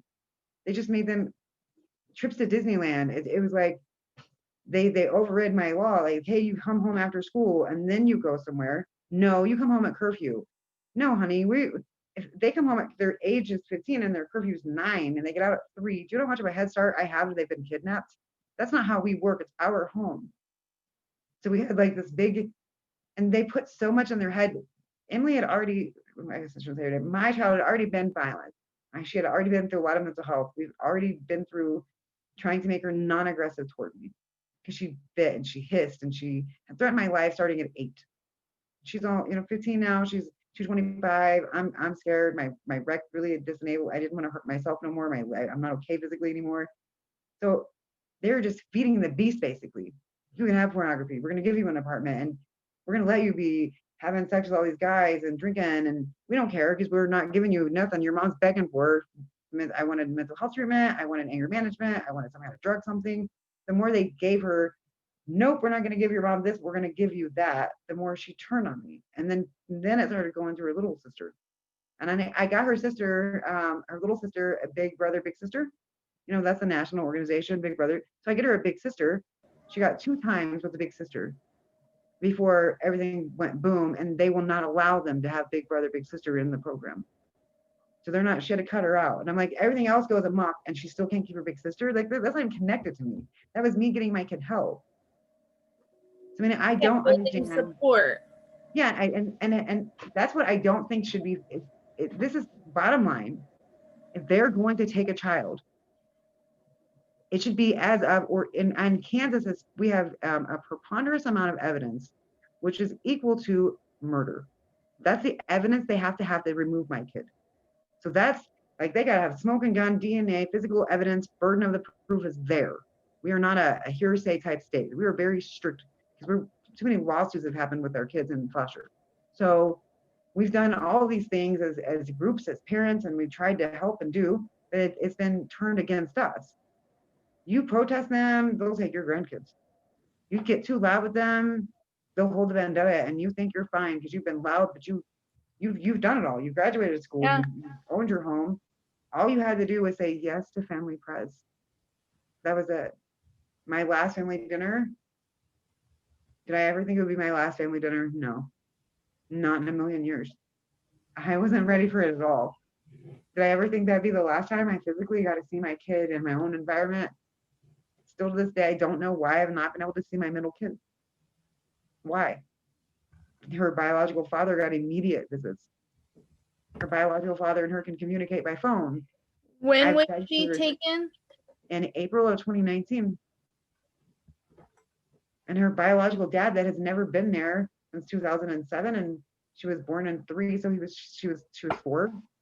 And he lost custody when she was 8, so and she's 15, so that's a big gap of no connection with him. And he has his more rights than I do. He gets to see her every week. He got to celebrate her 16th birthday, and that just, as a parent, I didn't know how to. I'd already planned this out. I already did one for the first one. They're only 18 months apart, so I was really looking forward to this one because she always kind of gave me that guilt complex. I was not Yeah. good enough thing. And dad got it, and I wasn't even allowed to get her a gift. And so I went on about 16 little pieces of candy, like to try to show without getting in trouble, because I was like, hey, it's your sister. But I couldn't do anything. And they lied and they said, your mom didn't want you, and your mom's on drugs, and your mom doesn't care. And I had completed all classes. I was never on drugs. I'd given them family therapists. They just didn't call or utilize them. And when my other one that aged out got out of it finally, and I took her with me to my therapist, and I have all the stacks of paperwork that's like this thick, and I let her read through it all. She was like, wow. And I'm like, yeah, wow. Right. I just couldn't get to you guys. They kept us so far apart. They wedged us. Like, how do I get to her? She's been gone since April. Like, you don't think I mean, am I sad? Some of the things she did, of course, I'm sad. That's my daughter. But I'm gonna love my kid unconditionally. That's part of a mother. That's why I begged for family therapy. But I didn't beg for them to remove her and never see her again. Right. I just begged for help. My Help. mom had just passed. I just wasn't overwhelmed. I wasn't at all, I never hid from them. I had a nice home. I owned 2 vehicles. I graduated college. I had a good job. To me, like that checklist, everything that my birth mother wasn't, I was. Right. And yet this still. They turned me into her by my past. Because of my past, I'm her. This happened to me, therefore I am. No, that's not how it works. That's like saying you deserve to get raped because your shorts are too short. That's not how it works. You have a choice to do, and that's my choice. And who I am as a human being is not defined by my upbringing. We all have the same equal rights to become who we want to be. Right. So they just jumped and they used, and again, I told them I have spent 5 years out of pocket going to a counselor and seeing a psychologist and filling my medication. Please do not make me do a psychological evaluation. More so because I do not want to dabble in to the 22, I think it's 22 or 28 charges on him. I don't want to get to that side. And again, the first thing dad does is throw that out. So that's their big grab. And why am I reliving and opening a box I spent all these years on therapy fixing? Why did I desensitize myself for this and this? And then you guys reopen it all, and I have the worst PTSD again, and my anxiety's back to high. And like, why do I have to relive through my childhood for their satisfaction? Because it's never affected me as an adult. I could see as an adult that I tried to commit suicide or was on drugs or I had been arrested for prostitution or there was something that could link back as an adult to my child when I was 14, then I get it. But I've never done anything but positive with it. Why am I being beaten down with it? Why did my kid, I cannot imagine being 13, getting looked at by a judge and saying, your mother is mentally ill. A, as her. B, I swear to you, I would rather be back in that cage than my kids. That just squished me. I felt like I was back in the cage. Like the weight was on top of me again. I was being punished for I don't even know what anymore. But why did my kid have to break like that? Why am I not in control of this environment? And I mean, I'm open with my life. I've never hid my life. I want people to know as a victim, you can survive. That's Right. been my whole thing. You can be a victim, but that's a label, honey. But a survivor, they move forward and they change not only their life but others around them. Yes. You know, and people don't quite get why I'm so open with it. And I'm like, because if I can say something and it saves this person or it pushes this girl to go to college, then I'm gonna be open with what I've been through and experienced. And I mean, I'm like I said, it baffles me. My birth mother never lost rights Right. ever. She's still able to adopt my kids. How? I got one guy out of prison in 2015 that she put in prison in 1986 for a charge he didn't commit. I spent 3 years getting him out of jail. Why? Because she was mad because she was young and she was 21 and she knew I was being offended by this guy. There was this guy in jail instead. Does the state of Kansas acknowledge it? They left him to rot. And I'm the one that started the Victims' Rights Center. Why was I not notified about this other offender? That was a mistake, and I got this guy out, and it's gonna be 3 years. So I mean, I'm an advocate on all sides because now I've went against my own self because I've always advocated for the Jessica's law and the limitations, and I'm like, wait a minute, this guy's innocent. I'm getting him. There's no way can I leave an innocent man in prison. And I mean, if I can step forward with 20 plus charges on one gentleman, another one that she herself claimed and put in prison in 86, and then her own husband confessed himself in 94 to a licensed therapist this many years, she's not gotten in no trouble. They leave for over 2.5 years. She didn't get abandonment. I got abandonment and I wasn't even gone. My kids stole my vehicle and they said to me, the next thing that your kid does, we are going to sink your kids and remove them, and you're never going to see your youngest again. My heart sank when my car was stolen. Did I flip out? Yes, ma'am, I did. If I would have been in my right frame of mind, I'd have signed my youngest kid over to somebody. I hid in Oklahoma, which is an hour from where I'm at, and I reached out to the Advocacy Center.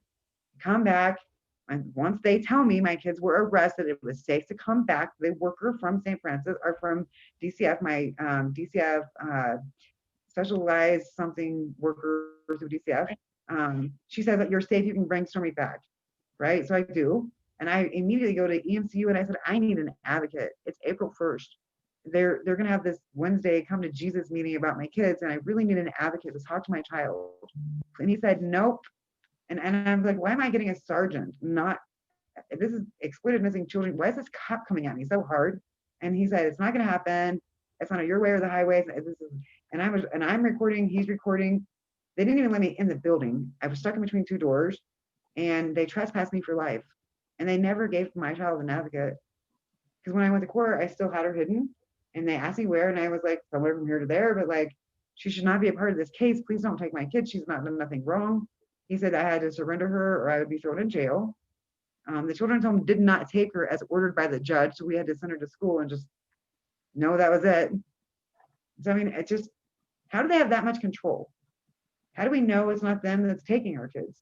If they don't record that, we know they go in with leading questions like, so how many times has your mom beat you in a week? What is a beating to a 9-year-old? Bending them over and spanking their butt? They don't know what the difference between a spanking and a beating. So now they write, kid says beatings this many times because they lead in with leading questions. Has your father ever beaten your mother and have you ever been scared? Well, they could have heard you guys just wrestling around or even an argument over a bounced check, and they're 8 or 9 and they don't know how to process it all. So they lead in with not okay questions. If it's not taped or documented and they just take notes, do we really know what our kids said? Because we don't. Because that was my biggest thing. I've got it all where my kids say nothing, but I don't got any interviews. So if they don't document it and it's all handwritten, do you know your kid really said that? Do you know your kid said that it was in fear? Do you know your kid said that you beat it?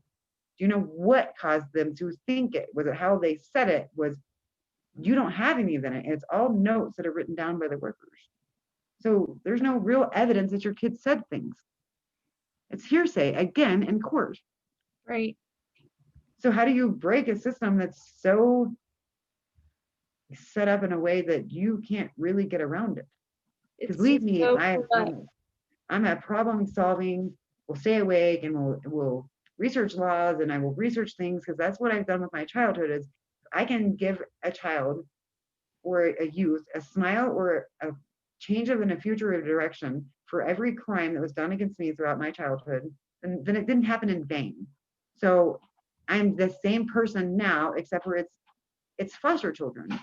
So if a foster kid can be saved, we have to have a system that's accountable for our money.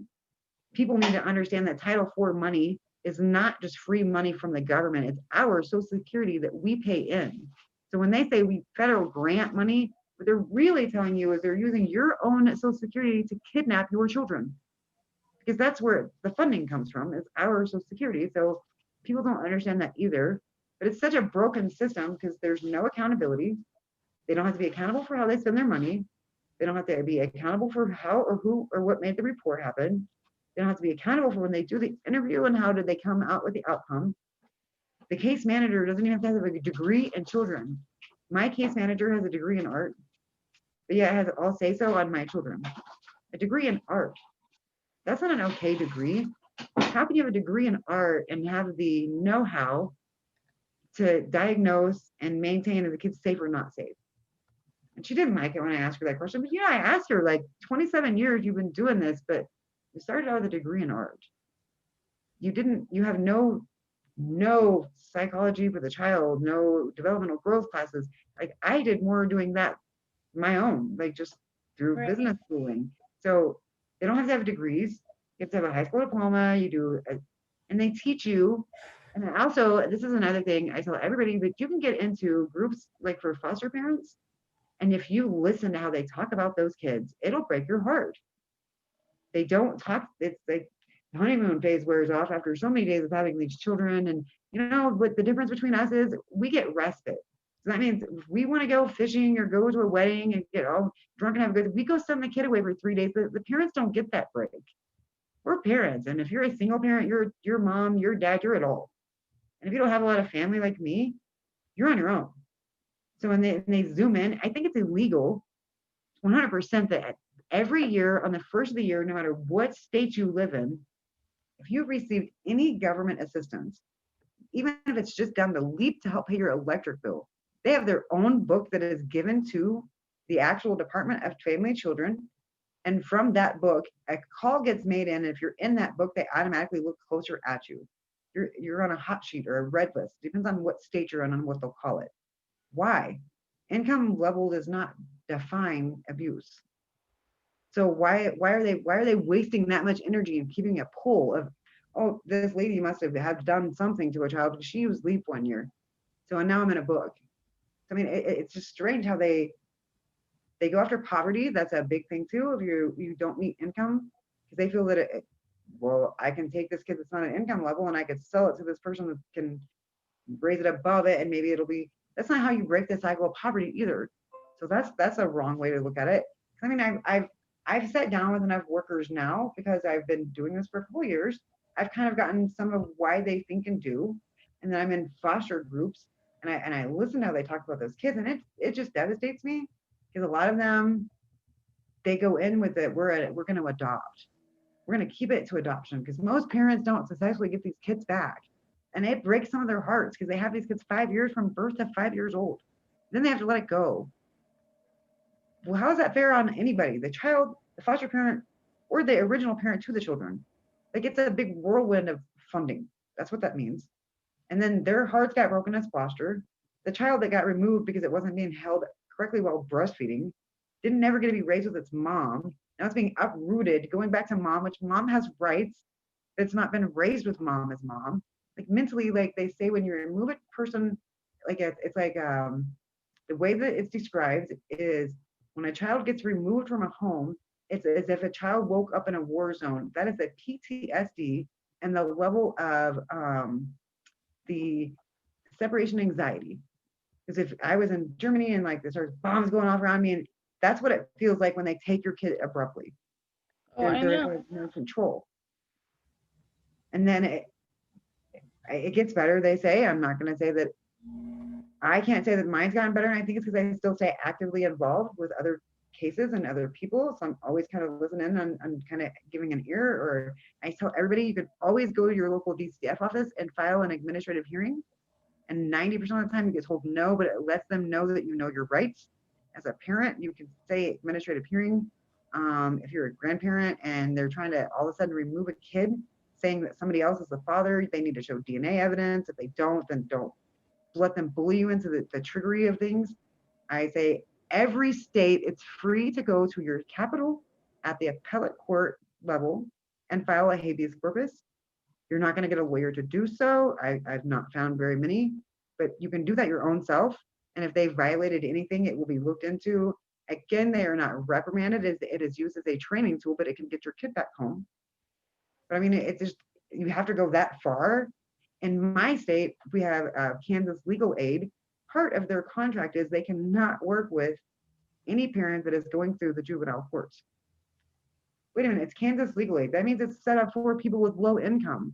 But we cannot use their lawyers because that's they contracted through the state. That was part of the contract. They would not work with us.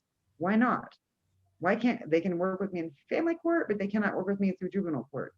That's how they set it up through Kansas. Why?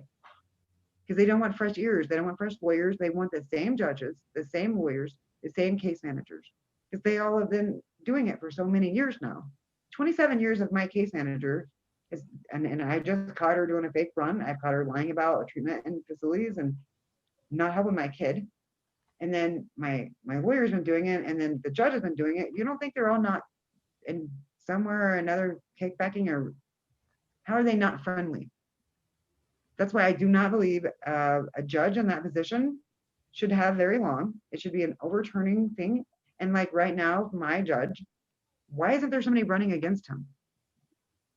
Because that's why my case is being pushed so far away, because he knows I'm coming for you. Because I've seen him sentence somebody in jail 5 years for stealing a pair of tennis shoes. 5 years. That kid gets sentenced at 15 to jail. For what? Stealing a pair of tennis shoes at finish line. And then the other girl that I worked with, it was right before Easter weekend. I spent 10 hours on the phone at the Supreme Court. They were not releasing them from juvenile detention because of the coronavirus. Wait a minute, that's got no, if they've served their time and their time's up, you let them go home. And they wasn't listening to me. And I finally, you use legal words and you put your big girl mouth on and you just stand tall and you don't back down. They let them all out the Friday before Easter. But that's how many parents would have, I got involved third party because I had a friend call that got overwhelmed. Okay, well, let me get in the middle of it. I've been through the Supreme Court a bunch. So I'm reaching out and I'm like, why are they not letting these kids go home? Oh, the coronavirus has no, you cannot under any circumstance have a kid serve greater than 1 day of its sentence. That's illegal. That's if they've got 45 days, you can't keep them past that. No exception. And so I finally got all these kids home right before Easter. And I was like, thank you, Lord, somebody listened to me. But I mean, it took me almost 5 days and about 12 hours on the phone with Supreme Courts and lawyers and the main people down over at the juvenile detention facility. Like I've even went to like my chief of police, my attorney general, my local representative and my local section. I've gone to Topeka. I've gone through my local DCF office. I've gone through the main supervisor and director of the St. Francis in my local town. I've contacted and been in touch with the main branch of the St. Francis Ministries. It's all a circle. When their biggest owner is a Burke and you're UA by a company that's owned by a Burke, I'm so confused now. Why does Burke pop up everywhere I go? Oh, and they're on the city council too. So, oh, and because he told me he was going to throw me in jail, and I said, you can't. Well, my CEO is a lawyer. I said, sir, that has to be listed in public knowledge because I need to know. Right. Who's the team, and if that's illegal. So and you own 19 businesses as you've not listed. Because I mean, I do that for a living, so I know kind of what I'm looking for. So it's easier on me. But then here are the horror stories of the woman, her husband was a judge, and she was working for and found out that they were extorting money in Arizona. And when she was murdered and her body got found a few weeks later by the garage. And now 2 lawyers have been killed. The judge is now When moved was up. that? I didn't know. Can you tell me this? I didn't know about this. This was over the summer in Arizona. A Okay. woman went to work for the Department of Family and Children, and she was looking through their books and found out that they were extorting millions of dollars. So she goes and tells her judge husband, hey, this is what's going on. And he kind of probably told her to stay out of it. And she didn't. She kept digging. And somehow or another, she gets murdered and found by her shed on her property. Mind you, they had a person that come and mowed the yard and never seen her body, which I found that odd. And then the next 2 people, the DAs that are involved, they're miraculously, one has a medical problem and one is murdered. And then the 2 lawyers got taken down, and then the actual husband, he moves up in position. He's not a judge now; he's like the county commissioner. And I'm like, holy goodness! And whatever happened to the money being extorted? Now it's all got shoved to the side because we're all so caught up with how many people got killed in the process of the story still has not gone to court yet. Like Wow. it's still, and they do that a lot. I mean, a woman in Colorado, I worked with her for a long time. Her kid had a medical condition, so it wasn't something she could control. They got her for her kid being underweight. She had MS, so I mean, she had probable cause. She wanted a second opinion. The doctor didn't agree, turned her in. They take said kid. The next day, they come and take her son. So she has no idea where her kids are. She's trying to go to a different entity to see if she can't get help in another state. They put 14 cops on her, arrest her, call her a terrorist, all for what? How do they have this much? Okay, she originally went to the KBI and asked for help with what was going on the removal. They said, no, ma'am, we can't help you. But you go to leave to get help outside of our state, you're surrounded by cops, shotguns to your head. Like, how do they do this? How do they throw me in jail for being mentally ill? On what grounds am I mentally ill? And how am I in contempt of court if it has been said now repetitively to the judges, to the caseworkers, to my lawyer, hey, I have hypervigilance when it comes to being in a courtroom because of what happened to me as a child. And I had to spend 3 days on the stand, 8 hours straight, looking at pornography of myself. So does my anxiety happen? Yep. Do you have some PTSD? A little bit. So don't go so fast. And I'm gonna ask questions. I'm gonna want to know about a child that I've not seen in 2 years. That's my right as a parent. But throw me in jail for it? That's or to tell my kid I'm mentally ill, like break a mom's heart while she's already down. And if you look the rates of suicide, it's just getting worse and worse when it comes to dads, especially. And I'm a female, so I'm like, whoa, wait a minute.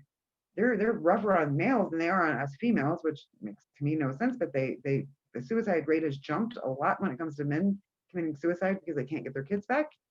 And the percentage rate of kinship where they get placed with a family member is just non-existent now. In my state, we've had one get in 2012 for an Indian tribe that won. The one that I could, that's it. There's no other. The tax returns don't match as far as legally what they file and who they say they are. And again, my biggest thing is this there's 31,000 or more on any given day foster kids in greater than 10 states. And then also in Central America, this faith-based, this is Episcopalian church. How do they do that? How do you mix church and state? Because I thought they had to be separate. And how are they accountable? They are non-mandated reporters. So if the priest gets caught molesting one of the kids during transportation, the church does a quiet investigation. The parent doesn't know. The police don't have to be informed. They're like a Catholic. They're non-mandated reporters, where anybody else is mandated. So that's another cover that I don't think is comfortable for me. That I don't want that kind of a religion overseeing my foster child. I think it should be illegal and under any circumstance. If you want to be a foster parent, be a foster parent, but do not in any way be involved with the preservation of keeping a child at home, the oversight of when a kid is being transitioned to and from back foster to home, or the aftercare that says that the kid's been there and it's safe. If you work for any of those 3 departments, you should not at all work for foster. It's like it's saying I work at Burger King and McDonald's or Sam's and Walmart. They're their competitors. You can't be How do you do that legally? How do you have 7 foster kids and be my aftercare worker legally? And how come my kid is placed with one of your employees and you're investigating it? Oh, wait a minute, because they're not supposed to. They're third party sponsored. When you ask how or who, they get tied up. And you ask the parents to go in and get all these UAs and let's see if we can't compare them and figure, well, the company won't release it. The DCF won't release them. So how do we find out if we know that they're tampered with, that where do we get the proof? Because DCF won't give it to you. The company requires you to have the document to get their side of it, and the other company won't give it to you. I'm like, start subpoena it. We'll all subpoena it. We'll all get together. Like, we've tried, a group of us, but to the point that they threatened to take the grandkid of the one daughter. And I thought that's the most insane thing I've ever seen in my life. And the grandparents' rights is a big deal here. I think that they use it to their benefit. When it benefits them, they can drag it along. They put a kid here 6 months, and we had a lawsuit because they were sleeping in the office. They had nowhere to go. Now they drive them around all night. They don't report them as runners.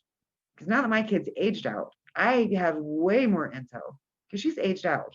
So I can sit with her, and I've met a bunch of foster kids because I'm trying to, I want to do a book, and I want a book to be some of it with the parents' history, but also kids that went in as this type of child and left feeling like this and like that. So it says I'm an honor roll. I was heavy. I was going to school. I had the same bed every day, to being moved everywhere, to being now introduced to drugs, to being sent to live with a man that had a trafficking license against me. And my whole life just turned upside down. But I got better. And I want to just hold signs up so they see what the damage done to the children. Because they're the victims, really, in the end. Mentally, we can suffer through some things, but the child doesn't quite get it like the adult. And I don't think it's fair that if a woman is not correctly holding a kid while she's breastfeeding at a hospital, that should not be a call for removing your kid. I don't think that if you cannot bring the person who made the call, it's not fair, because is it you? You don't have that taped interview with my child. Why I know it said it hit me and I hit it, or I'm violent, or drugs are being around it. How do I know it's real? Because I'm a factual person. Where's the evidence behind that supports their statements? They're the only court. The dog pound has to have more evidence to remove my dog than the states have to do to remove a child. But they're the only ones. So how can a dog legally have more rights for me as a pet owner than me and my child? I have been trying to figure that out for a year. I've ran in circles because there's no real answer. It's a big entity. The government's bigger than we are. That's the answer to that. We are the body of the government, though, and nobody understands that. We are the body. Our tax dollars should never fund legal kidnapping. When they say federal grant money, they're really telling you your SSI money is being taken and distributed to the states, because that is where federal grant money comes from. It's SSI. That's Title IV. It's federal grant money. Because I went all the way to Washington and argued down there, like, guys, somebody hold these people accountable. No tip lines, no. So how do you fix it? Where do you start to fix it? Is it at this? I'm to where now we've got to do something to counter the law in 96. You don't need bonuses for adoption. You need bonuses for reintegration. You do not take away mental health for a child. If I did not have mental health, who would I be? Not who I am. You do not record and document and have actual tangible evidence to remove a child. Because if you don't have tangible evidence, are you the caller? Did you push the ideal in the head of how you ask the question? How does handwritten notes get my kids taken? And if they cannot put a person on the stand that tangibly says, I witnessed this event. You said a handwritten note of what? So when they interview them, they don't record anything. So they go to your kid's school and they pull it out of school, right? And they're gonna walk in and the kid's already like, it's not allowed. Technically, right. They are not allowed to interview our children without our permission, but they get away with it by going to the school. And they do that because the school cannot alert you. They're not allowed. They cannot call you and say that they're there, so they can get in trouble. And then they lead in with weird questions. It's the way they word it. I would be confused if it's how many times did you get beaten? What is the difference between beating and spanking? I don't know. I'm Exactly. 9. Well, and um, you would think that, um, sorry, my son was shutting my door. You would think that if it's illegal to talk to our kids without us there, like they do at the school, I don't understand why the school's not allowed to tell us. That And doesn't why, make when sense. they come to our house, are we not allowed to record? What do you mean? Why? If when they walk in your house, if you have a camera on or up or you want to record, they won't, they get mad at you. Why? They're just doing a job, Well, right? they get mad, but that doesn't matter because it doesn't mean it's not. You have But to they use check your it state. against you. Yeah, they use it against you in court though. They will come at you in court for other reasonings. It's like a the more you go against them or can Oh yeah, I confirm them to know. be wrong, right? So they don't like it. They don't like that you can document things. Wait a minute. My biggest thing is the burden of the proof belongs on the state, not the parent. I don't need to prove that I'm a good parent. You need to prove that I'm an unfit parent. And we don't get Right. that. And It's backwards. unfit too. Not Yeah, just because right now I'm helping a woman that's in rehab. Honey, if you're in rehab, how can they sever your rights? You're in rehab. They're trying to sever your rights as you're in drug treatment. That means you're trying to get help. So no, stay in rehab. Do not let them scare you out of rehab because then they're going to use that against you. You stay there. I will yep. help you go through the hearings. Like now they're trying to push me to where they want me to be legally an advocate if I'm going to set into so many court hearings. And I'm like, well, then I guess that's what I need to do is what I'm going to do because that's not what I intended on starting out. I started out wanting to understand my case. The more I found out on my case, the more I found out with other people and places. And I'm just like, this is so big. This is like me when it happened to me in 95 when my um, offender got sentenced. So if he raped a 3-month-old or he raped a 25-year-old, it was the same charge. And I said, whoa, whoa, whoa, at 18, this is not okay. There should be a difference. So I helped them with the criminal grid. I helped them with the Victims' Rights Center. And this is kind of where I'm at with this. This is way too big. It should not be at the judge's discretion. It should be a set date of mandatory things. It should not be at a case manager because if they've got a grudge against you, good luck getting your kid back. You can't get Yep. a new one. But if you get a grudge on, like me and him, like when I filed that false, because she did take I wasn't lying, it was factual. And I went to her supervisor and we all sat down. My result was to go to jail. My kid got told I was mentally ill and I got thrown in jail. Boom, boom. Okay, that's not how it should have worked. She should have been reprimanded, not me put in jail. Why are they so against the parents that fight the hardest? And how come we can't network? That's the other thing I'm having a big issue with is why can't us parents network together? Why am I not allowed to talk to other parents that are like going, why can't we have a support group for parents that are having kids taken? And oh, you're not allowed to do that. Why? Because they don't want us to compare all the lies and the bullying and the other person have more knowledge and be 3 steps ahead to prevent them from doing. I mean, it all boils down to me though, is the burden of the proof should fall on the states. Hearsay notes should not count. Hearsay phone calls without a person that can be supplied in court to testify to back up said statements should not count. So factually, we cannot prove that it's not them that's making the calls, that it's not them writing down whatever they want to write and removing our kids.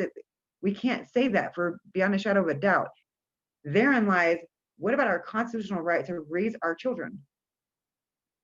Because that has been my biggest eye opener of the last year. We are constitutionally we are bound by our government to be parents. We have rights and there's certain things that they need to do in order to receive federal funding, like contact grandparents. So if you have a court without a grandparent, you've broken a federal law, you shouldn't get funding. Wait a minute, the grandparents don't know that. So they don't really have a clear set of rules that goes to all states equally. The federal government, it's just kind of however each state wants to interpret it. They do not make it. If I'm going to remove your child, I need to be there because if I'm going to get your dog taken away, the dog pound has you as a witness or they can't take the dog. Why does a dog have more credibility to be my pet than my child and I'm the mother? That's what's driven me insane as a parent, as a victim, as a survivor, and as an advocate. That one question: my child should have more rights than my pet. And I love animals. Do not misunderstand me. But when it comes down to it, that animal did not get grown inside of me, and I didn't raise it, and I don't get to see it get married and have my grandkids. It's a pet. Your child is your livelihood, and it's what keeps you going. That's how you get Right. passed on past this life, is memory. Yeah. So why does that child have less rights than the pet? Because if they take your dog, you have to be notified correctly for court. They cannot do it behind your back. There's so many hours ahead. You have to have proper representation. You can go through a legal aid and get help or assistance, so you're not bound to certain lawyers. They have to have factual evidence the dog did bite. There has to be a video. There can't be a hearsay complaint. They throw them out. And if the person that was bitten and attacked doesn't even go to court, again, it gets thrown out. It's like kind of like domestic violence is how the cops will arrest because they see the mark, but then it doesn't go through because the woman never shows up. Okay, but they had a reason to take that man to jail because they visually seen marks on the female if a neighbor calls 911. Oh, I get that law. Hands down. That saves lives. But now what I don't understand is how do they have so much power to destroy a home that somebody works years to build? And I'm not just a somebody, I'm a somebody that come from the ground. I didn't come from normal upbringing. I survived hell and back again to even make it to 18. So if I've survived all of that, and then I've continued to grow and expand my education and knowledge, and use my history to save others, why am I in the predicament of that? Again, it's still illegal, if not worse than 95 when I was going through it and in the system. How did my mother not get abandonment? But I did because I asked for help. How did my kid get let go as a minor to a man with a PFA for sex trafficking as a victim of a crime like me? And how, again, I stress this over and again, without there being documents that's tangible, not just notes written by workers, do we not know that this is not a big inside pyramid scheme? Because to me, it is perfectly designed and set up like a pyramid scheme. 500,000 kids a year go missing in the United States, never to be seen again. That means their bodies don't show up. They do not reach out and contact grandma. They do not call their best friend Becky for 15 years. They just disappear. Where are they all going? They're going somewhere. If we don't find bodies, that means they're somewhere else, not on the United States. They're in a home somewhere. They're in they're somewhere. So if the top 5 sex trafficking kids are theirs, and why don't they have to report like the kids that run away? You're not allowed to put them on TV, and you get in trouble for posters because I got in trouble when I did a poster on my kid. I got in trouble for her being on the news. I don't care. I'm a mommy. I'm going to do what I need to do to make sure my kid's safe. Forget your law. But why? Why are they not accountable for how many kids go on the run every day? And oh, wait a minute. Again, if they report them as runners, they lose funding. They don't want the numbers out there. Or they don't want every day for you to see that their staff's overturning by 40%. Their kids are running at a dramatic rate. They come in this way and they come out drugged out. Why are they going into 6th grade not reading and writing? Yeah. Just FYI, I have about 7 minutes before my. So I'm sure you have plenty of questions. Just ask away. Like I have lots of supporting documents. I have 800 hours of tapes. Anything you'd want to know is documented because I'm very detail oriented. That's why I want their details back. I can tell that you are. Yeah, absolutely. So what would be your biggest question for me? What? One moment. I'm sorry. Okay. Let's see questions because you went like explained so much. Give me one. See why I don't sleep at night, right? Yeah, there's a lot.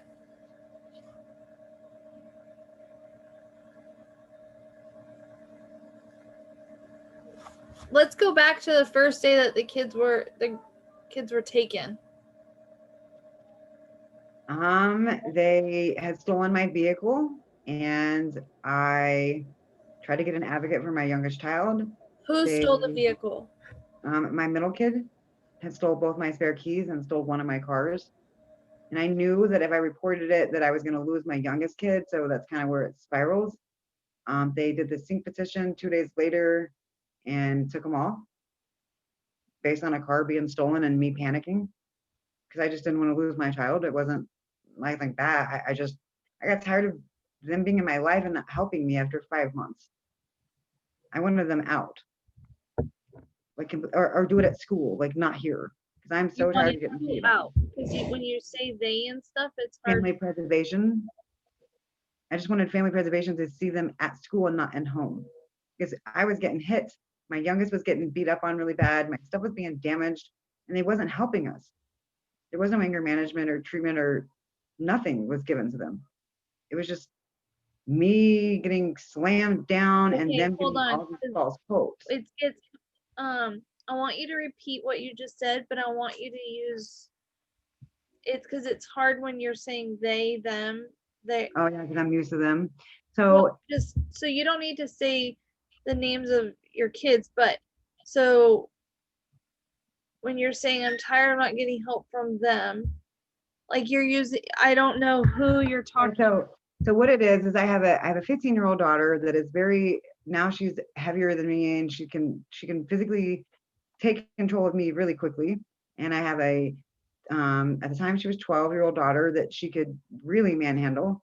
And I had been begging Family Pres for going on 5 months now to do anger management, drug treatment, mental health, do a drug test, just something to hold her accountable for the violence. Like we've When got did to get the she violence become down. so violent? Yeah, and they just Family When? Pres just When when did did she, I when did your daughter start becoming so violent? the second month after Family Pres entered our home. Why though? Family Pres was telling her she didn't have to come home after school until her curfew. They were going to give her an apartment. Right. Family Pres had her convinced that she would have a better future or less supervision because I was a hovering parent.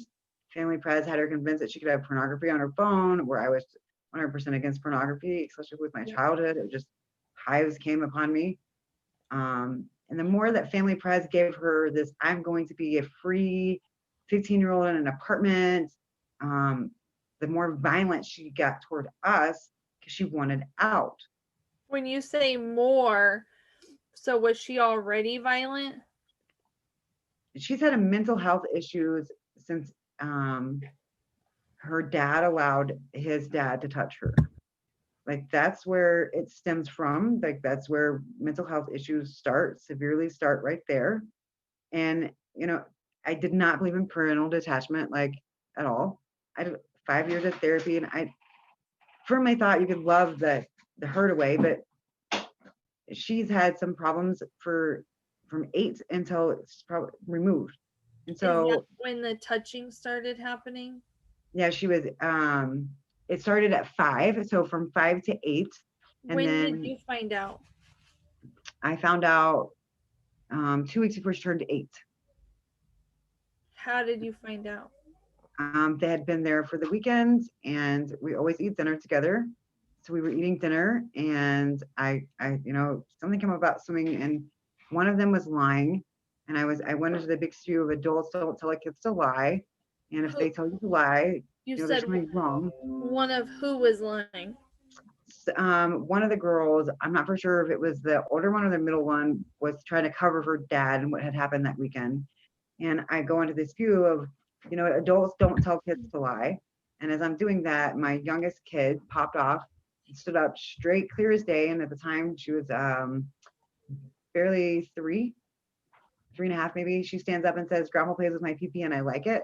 And I just fell back in my chair and thought, holy, that's not what I heard, because it was hard on me as a victim of a crime knowing that it's 1 in 3 girls, and then I had 3 girls, so that's been a big thing mentally for me, is hovering, don't go nowhere. I'm very lurking and cautious of the environment around me. So I just fell over. I did turn it in and find out there was another child that was involved. She was older, so our DA declined there. He's substantiated on DCF side, it's there, but our DA didn't decline to prosecute because of their age. He went ahead and went with a 12-year-old girl. So I mean, Grandpa did get in trouble, but it wasn't for mine. They were just substantiated charges. Now, really fast, had all three been getting? Mm-hmm. And Dad was alert and aware. Was Dad doing it too? Not to my knowledge, but Dad knew that it was happening. Right. No, I understood. Now, do you happen to know the details?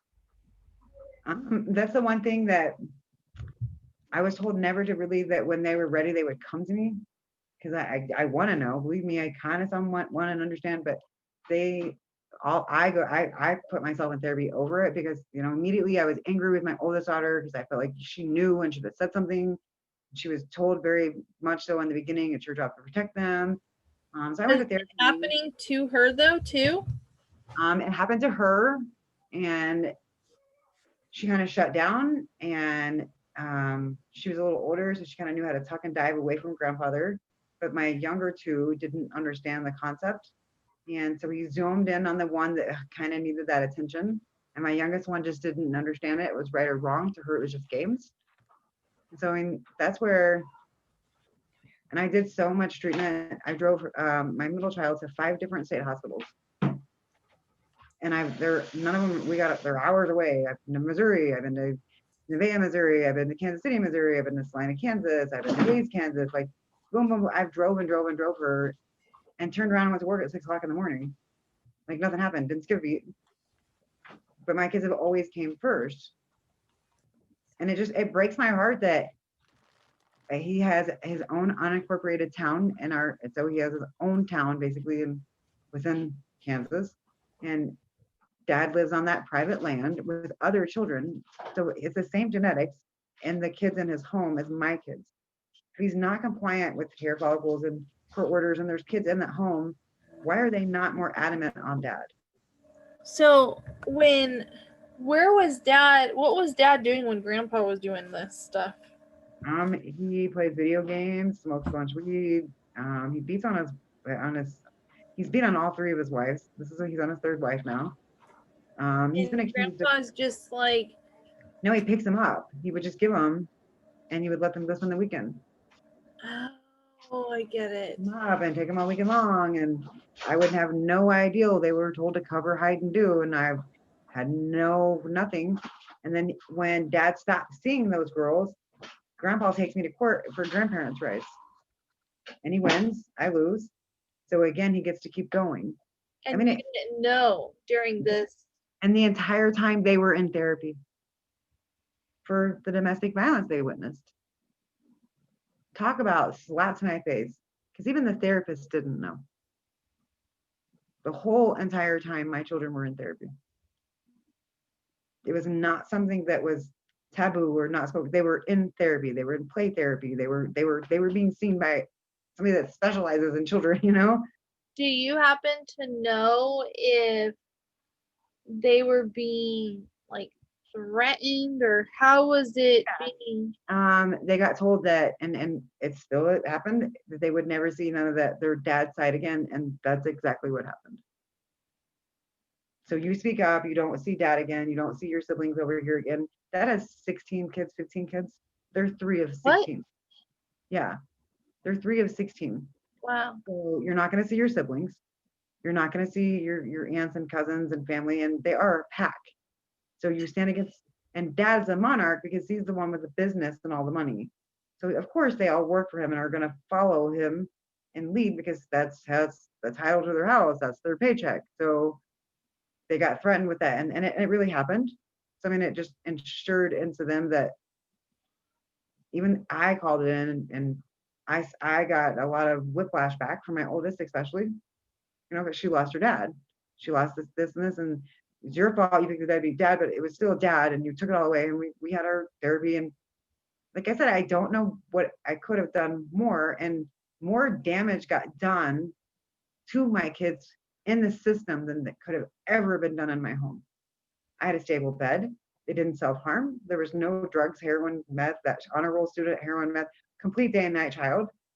I would have never allowed them to stay with a man that had a felony, 5-year robbery history, and known to let young girls with older men. I would not have ever allowed my kid to go live with a gentleman that I filed a sex trafficking order signed by a judge against. Like, they did so many things. I would never send my kids to the Prague Gateway camp. My kid's going to be whatever, as long as she's happy and she's getting productive in life. Why does it matter? I'm the mom, but if you're a foster parent, it shouldn't matter at all. And I mean, he's very much so like almost a white supremacist type kind of guy. I've never experienced quite the, how do you challenge if you can't? You can't do anything. Like, they had 2 weeks before my court date in September, the reason that my kid didn't come home, so I had September and then January. September, they had her come in and into my home as at a at-home hour visit, and said to look on Snapchat and give me my other older child's picture of the runner. So I do, and I see. After she leaves, I go and I stand out because it's downtown, really rough area. I don't knock doors, cops don't get, but I openly said this is what I did. So I was mentally not stable if they didn't let her come home. But why did you ever get on my internet and show me? If I didn't look, would I be a bad parent for not looking? That was the September's court date, why she didn't come home. Then January, it was just my childhood, mentally ill, because that was the definition, was mentally ill. And then out of nowhere, March 13th, they just let her come home. Nothing changes. Nothing happened. From January 23rd was the day they threw me in jail. I served 4 days. And then March 13th, miraculously, she's home. Nothing happened. Nothing changed. I'm still mentally ill as I was in January, as I am in March. Again, it's all the same. They're all connected. Like, if there's no accountability for corruption, there's no accountability for lies, there's nobody around or above, there's no lawyers to talk to, not very many people are as educated as me as far as what you can or cannot do as far as rights. So you don't know what you're doing. You're bouncing your head off a brick wall when it comes to DCF. You don't understand that if they demand you take a UA that's not signed by a judge, you're not taking that UA. You don't have to. You don't understand what they can and can't do with your kids. You go with the flow, but not knowing that it's completely unethically or legally not being done correct. And I swear this is probably my biggest stress away is no accountability. No, do we really know it's not them that's taking our children? If they're the top 5 sex trafficking of the United States, and they're not documenting, nor have witnesses to whoever made said call, and they do not tape how they are recording and talking to our children, do we know that their children are saying what they're saying? We don't. We don't have a clue what they're saying. We really don't. Did they say, for example, beating could mean spanking, or did you get starved? Well, right. Sometimes if your kid doesn't agree with what you're making for dinner, and you're like, this is what I've made for dinner, you're gonna eat it. If you don't eat it, is that starving your child? So that's how they manipulate the wording to the kid. The kids don't understand that they're gonna be taken from you. They're just answering questions. They do not get the long-term impact on them, on your family, we all walk away with guilt. All of us. I feel guilty for family press. She feels guilty for answering questions. All of us have this different form of PTSD guilt in us that it's gonna, I don't know, for the lover. I will always fear, not my kids, my grandkids, sending them to school. Yeah. Forever. Like I loved school. They were in track sports, and they were in NAL, and they were in cross country. They were both big deal, sisters wrestling. They were 3rd and 2nd in state consecutive years. I can't imagine at all being that involved now. Because you blink, they can snack them. How? Who? Why? Where? They don't have to answer those questions, but we do. Why are they so adamant about my childhood, right, but they can give me factual evidence on their side? If it was a murder case, they can't go in with notes. My kid's life is a murder case. When you take it away from me, you're taking a part of my life. Right. So you're murdering a part of my soul because I gave birth to that soul. They don't see it like that, but that's how I feel. Our kids are a part of our souls. You cut away my rights to my child. You have taken and you put an empty spot in my soul, in my heart, in my memory, in my mind. It never will be the same. No.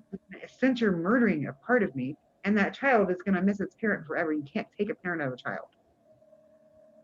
So there's that. And even if kids that don't like, I've never had my biological father. I've always had this image in my head of my dad, even though I've never met him, because we know we're not of natural birth to that parent. Right. That's my thing is, how is that legal? I mean, does that make sense to you when I ask you that? When you look at it as like Yeah. legality wise, like how is that even at all anywhere okay? Federally, state, city, governor, like nobody's ever questioned that before. Like, how do we know who is doing what, right? And we don't. There's nothing documented. There's nothing tangible. There's not. You don't provide a witness that said, saw, or seen. Then you can't. How are you taking my kid? Right. How do I know that person even existed? How do I know that call even got made? I don't. Neither does my kid. Now we're all just in this whirlwind of trying to fix a mess that none of us created. Yep. But obviously, I've done my homework and I'm very passionate. I Yes. want to, and I think this sounds crazy. People think I've been working due diligently. I'm calling it the Holy Grail, because religion is about the only thing that I found that protects you. It's a big thing. It's religion and state. That's a big deal. So if I have a religion that says you cannot interview my child without my presence, you have to have something to document. They have to follow my religion. So I'm trying to do a holy grail, and it's the Church of Spirit. So I'm not defying anybody's religion, but I'm trying to do something similar to a religion to offset how much power DCF has. So if you're a member of this, then you have this to protect you. Kind of like an Indian has the tribe. I've been working really hard on this book for a couple of years now, because to Yeah. me, that's about the only thing we have is religion, protection and right of religion. If my religion says you can't cut my hair, but then you got to follow my religion. You can't bald spot me. If my religion says you can't interview my child without me or a lawyer present, then my religion honors you. You follow religion. They do that though. That's what I've been thinking, and I've just been due diligent about. And I ask so many people that same question: is how do we know it's not them? We don't. In any state, not just mine, anywhere. Right.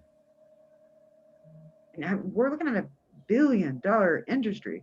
If Yeah. 2019 Kansas was $258 billion, that's Kansas. How much is it in the United States industry? Right.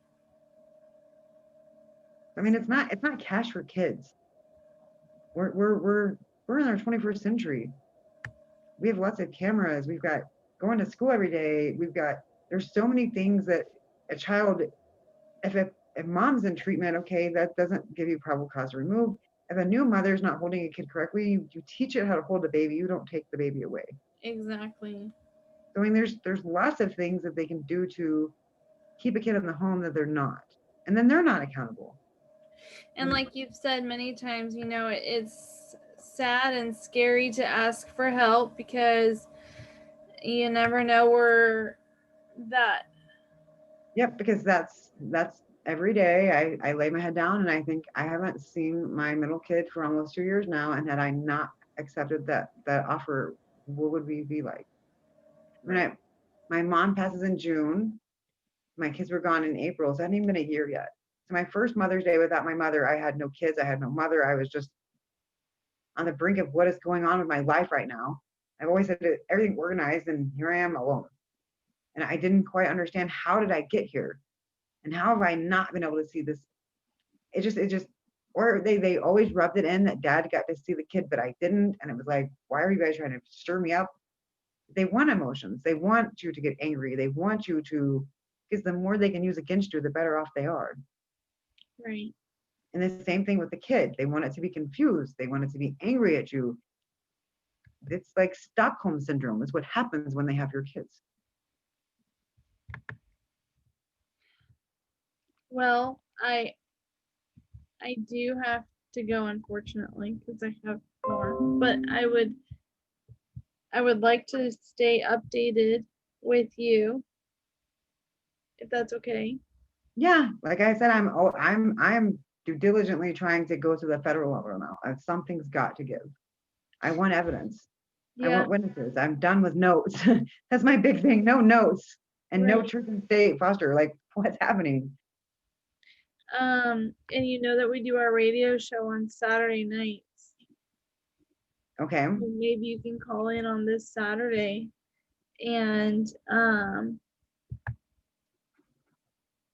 just ask, about this, because I'd like to know what he would say about your case.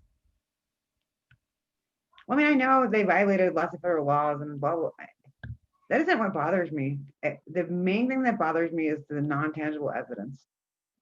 The violation of laws, that comes afterward. But if you would have just followed the law, we would never have been here.